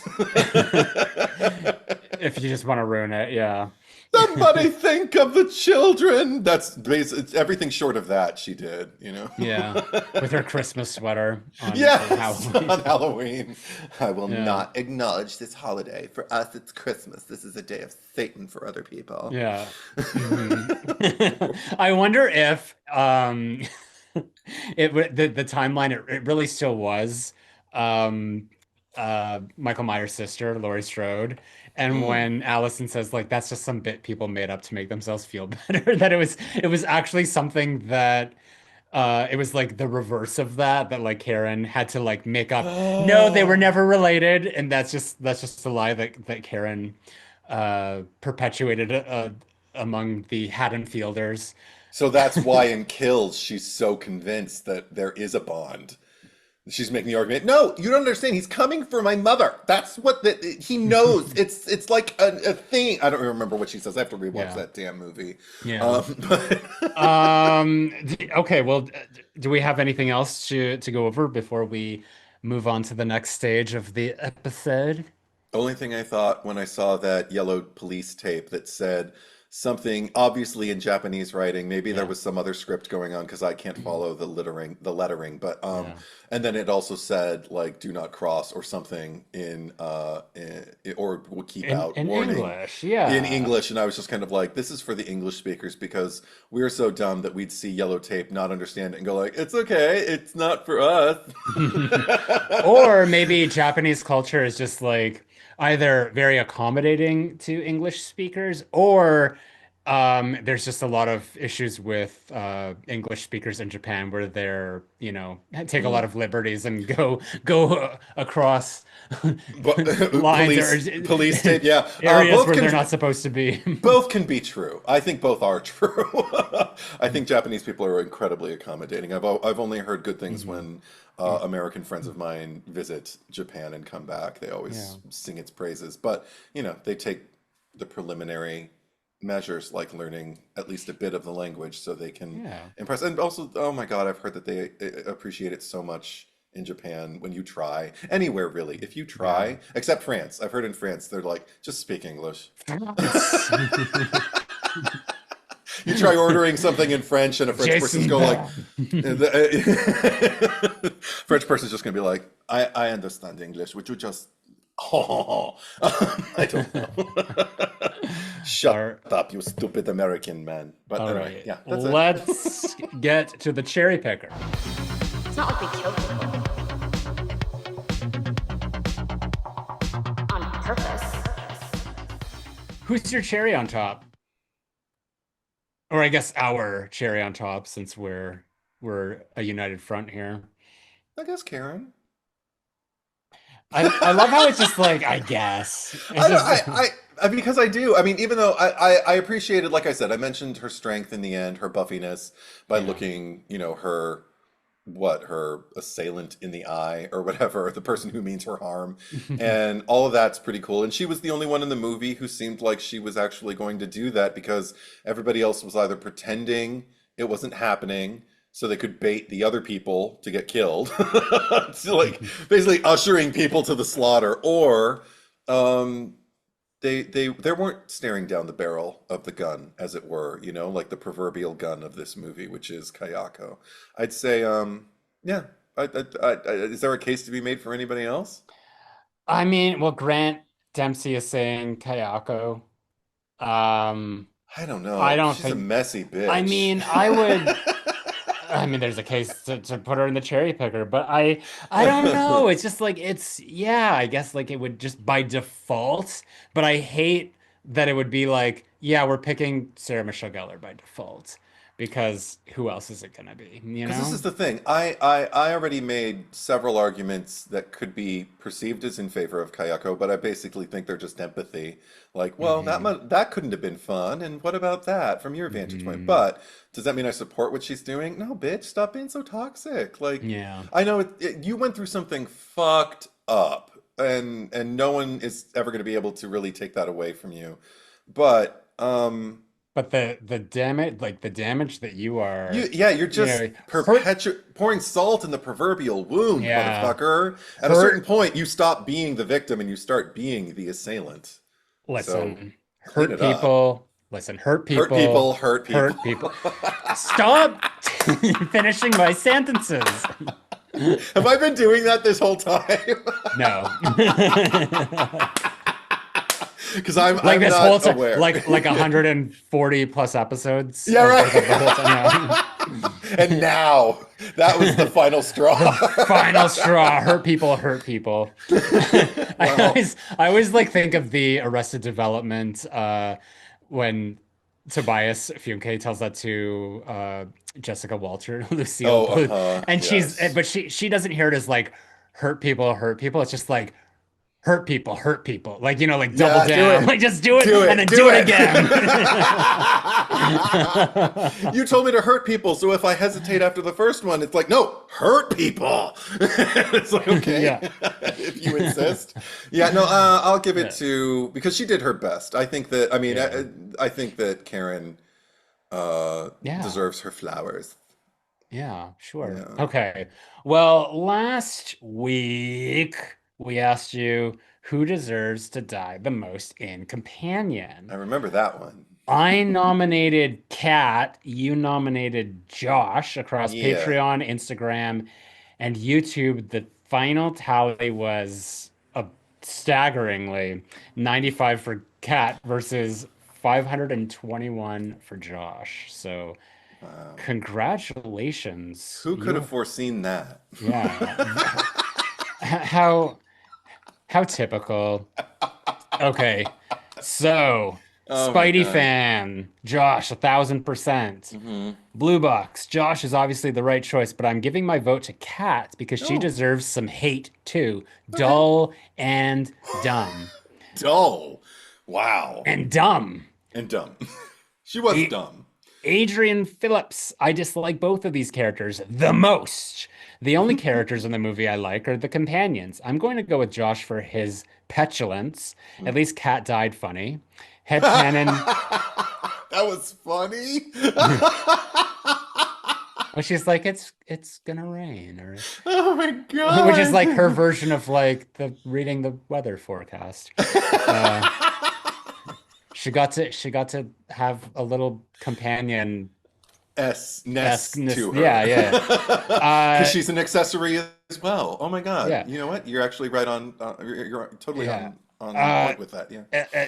there's more. At least Yes, yes, Kat yes. died funny. Headcanon inbound. Kat's Xanax bottle was her perfect companion. She's a detached, antisocial, and incompatible personality type. Her selfish, passive, and cavalier demeanor bleed me of any sympathy I could have had for her. I feel bad for Iris. As for Kat, Oh yeah. pity. It was nice to see her get reprogrammed. She's definitely more agreeable now. TLDR voted for Josh, made far more of a case for Kat. That's hilarious. I'm on board with that. Yeah. Oh, Eric is saying in the chat, Kat is trash, which I Yes, she agree. is. Thomas Baker, Josh is such a loser. He should definitely die all the way. Also, you can see the parallel between Sam and Richie with Iris and Josh in this movie. Hmm. Michael Diamond, spoiler. Is this a spoiler for Companion or Yeah. I mean, why are you listening to this if you haven't seen it? Uh have to go with Josh for the simple fact he thought he was smart enough to think he could pull his plan off, but in reality was too dumb to consider the extremely advanced AI robot might just be capable of recording. Yeah. Ruffin Boy, Cat, just because it's really her pulling the strings. Josh is sort of the one to do it all, but if it wasn't for her, none of this would have happened. Kellen Um, Brixey. Oh, you have an opinion? I'm just, if it weren't for her, none of this would have happened. I mean, she kind of put the wheels in motion. She's the first domino, as you say. Is she though? Is Yeah. she? I Yeah. also said like that Sergey, like the fact that the whole plan is predicated on him assailing a companion bot just speaks to his own domino-ness. But she's the one that set that domino up. What did Josh do? But she had to Josh put the depend on him doing it. Like he had to be that loathsome a person. So I don't know. I think there's an argument to be made there. But okay, I sure. think she's more loathsome.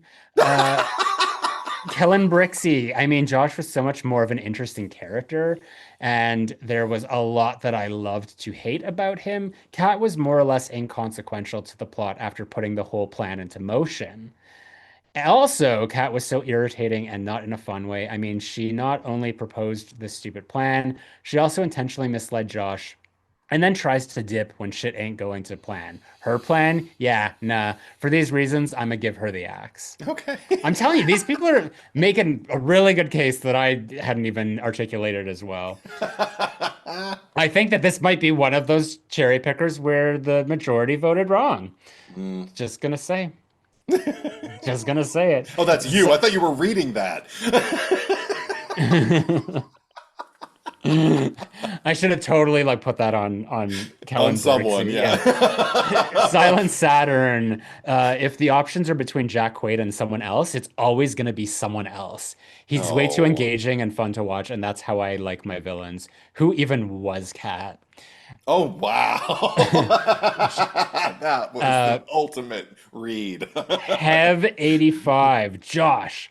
I have dealt with a man like this. Jack is awesome Yes. at playing an asshole, but Josh is the worst. Yeah. Randomite can't be killing Jack Quaid. I'll never forgive Melissa Barrera.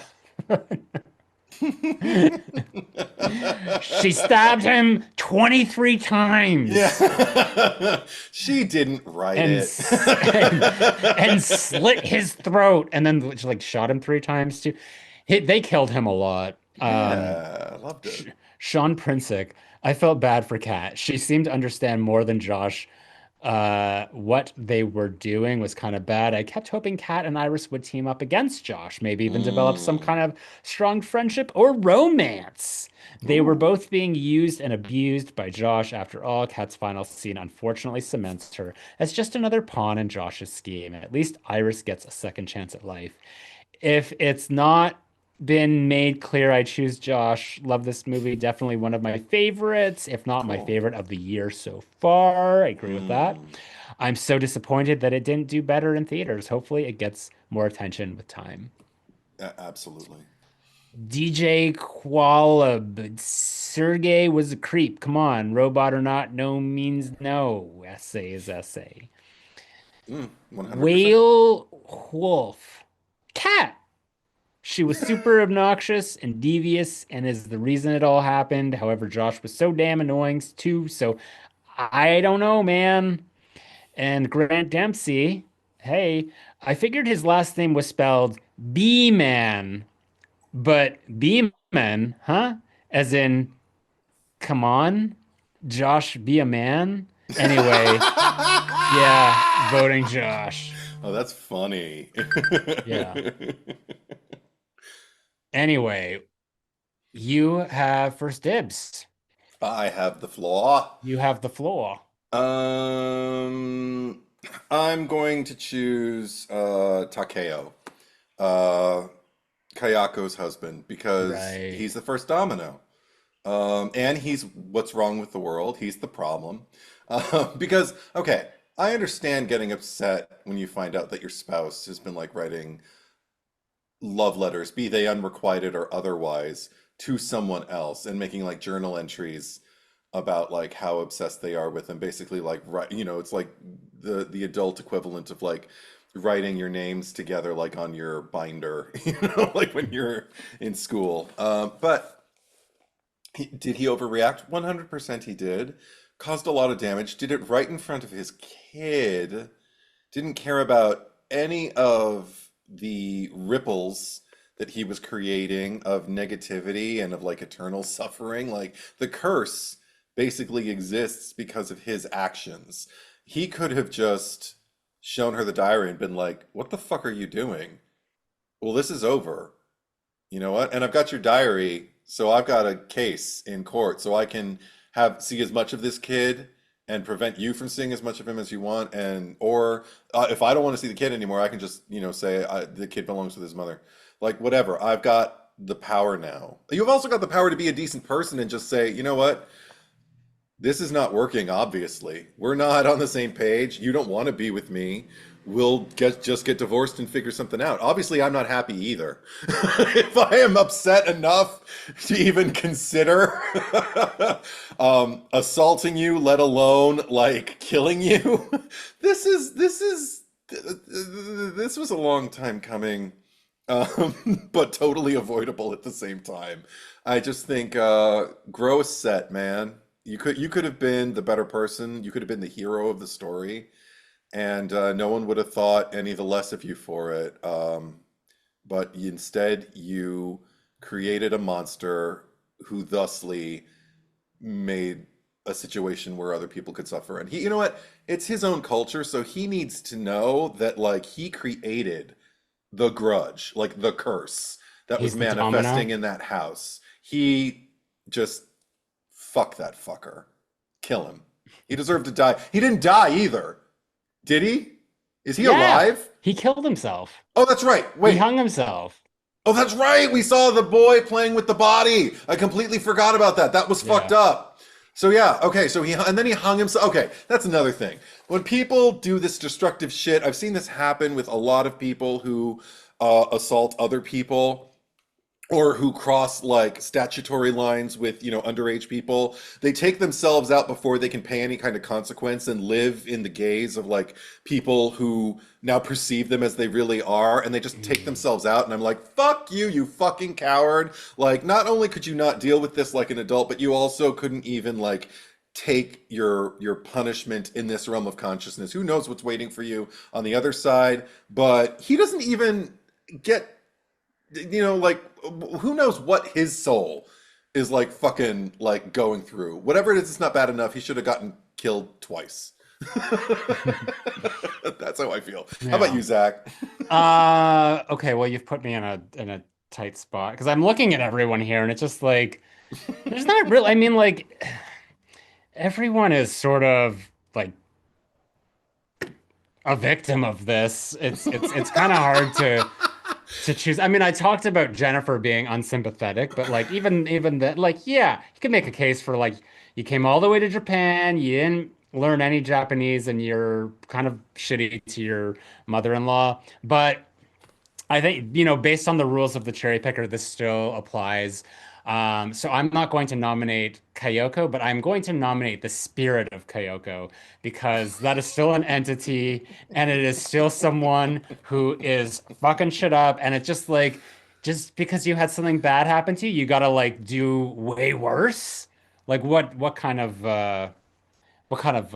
rationale is that? So I'm I'm picking her.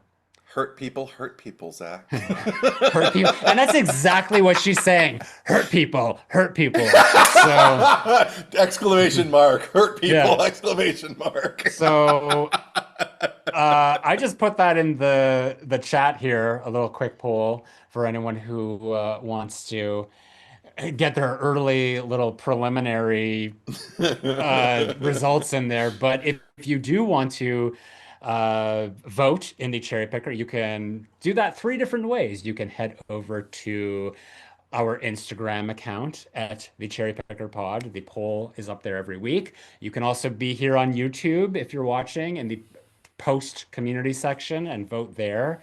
Mhm. Follow us on Instagram, subscribe to us on YouTube. If you are watching for the first time and you'd rather listen, the RSS feed link is in the descriptions down below. So you can do that. And you can also vote on my Patreon. So again, that is patreon.com/Zach Cherry. The poll is open to public, so you don't have to be subscribed at all. But if you're there and you were having fun and you like what you see, come on board. And then that way you'll be able to be here with us for the live streams as we record the episodes before we release them. And you'll also get to nominate and vote for the episode that we cover at the end of the month. Isn't that fun? Yeah. Yeah. Edward, where can they find you on the socials? Instagram and Letterboxd, Edward is truth, one word, traditional spelling. How about you, Zach Cherry? You can find me on my main YouTube channel, Zach Cherry, Zackcherry. There's a space in there too. Instagram, Retro Bitch Face. Twitter, Zach Cherry 8, and Letterbox, which apparently it's Zach Cherry, but I think you can find it under Retro Bitch Face as well. I don't know. There's so many confusing things. Looks like we've got so far right now 67% to Kyo. So We'll it's see. it's boding well for you. We'll see if What? this is an indicator. That'll be Yeah, interesting, yeah. seeing how much of an indication this gives to next week. Yeah. Absolutely. What do we have going on next week, by the way? Oh, Aladdin Sane? Aladdin Sane? I don't know. What do you The working title for the sixth movie in a franchise about Aladdin? Alad Insane. I have no idea what you're talking about. It was because didn't they have it's Friday the 13th part 6, right? Jason Lives, yeah. Yeah. No, because they had working titles for like all of them once the sequels, people started realizing, oh, people are gonna go try and figure out Friday the 13th, but if we Uh, give them all, I think David Bowie album names of each of the working titles, like while we're shooting them. And I think the script that everybody got for Friday the 13th 6 was Aladdin Sane, which okay, was also so applicable. like a lad insane. Or and also Aladdin sane. like Aladdin, and then sane. Aladdin, sane. Yeah, I've never heard of this before. Anyways, Jason Lives. Next week. Thank you for watching. Thank you for listening, and we will be right back.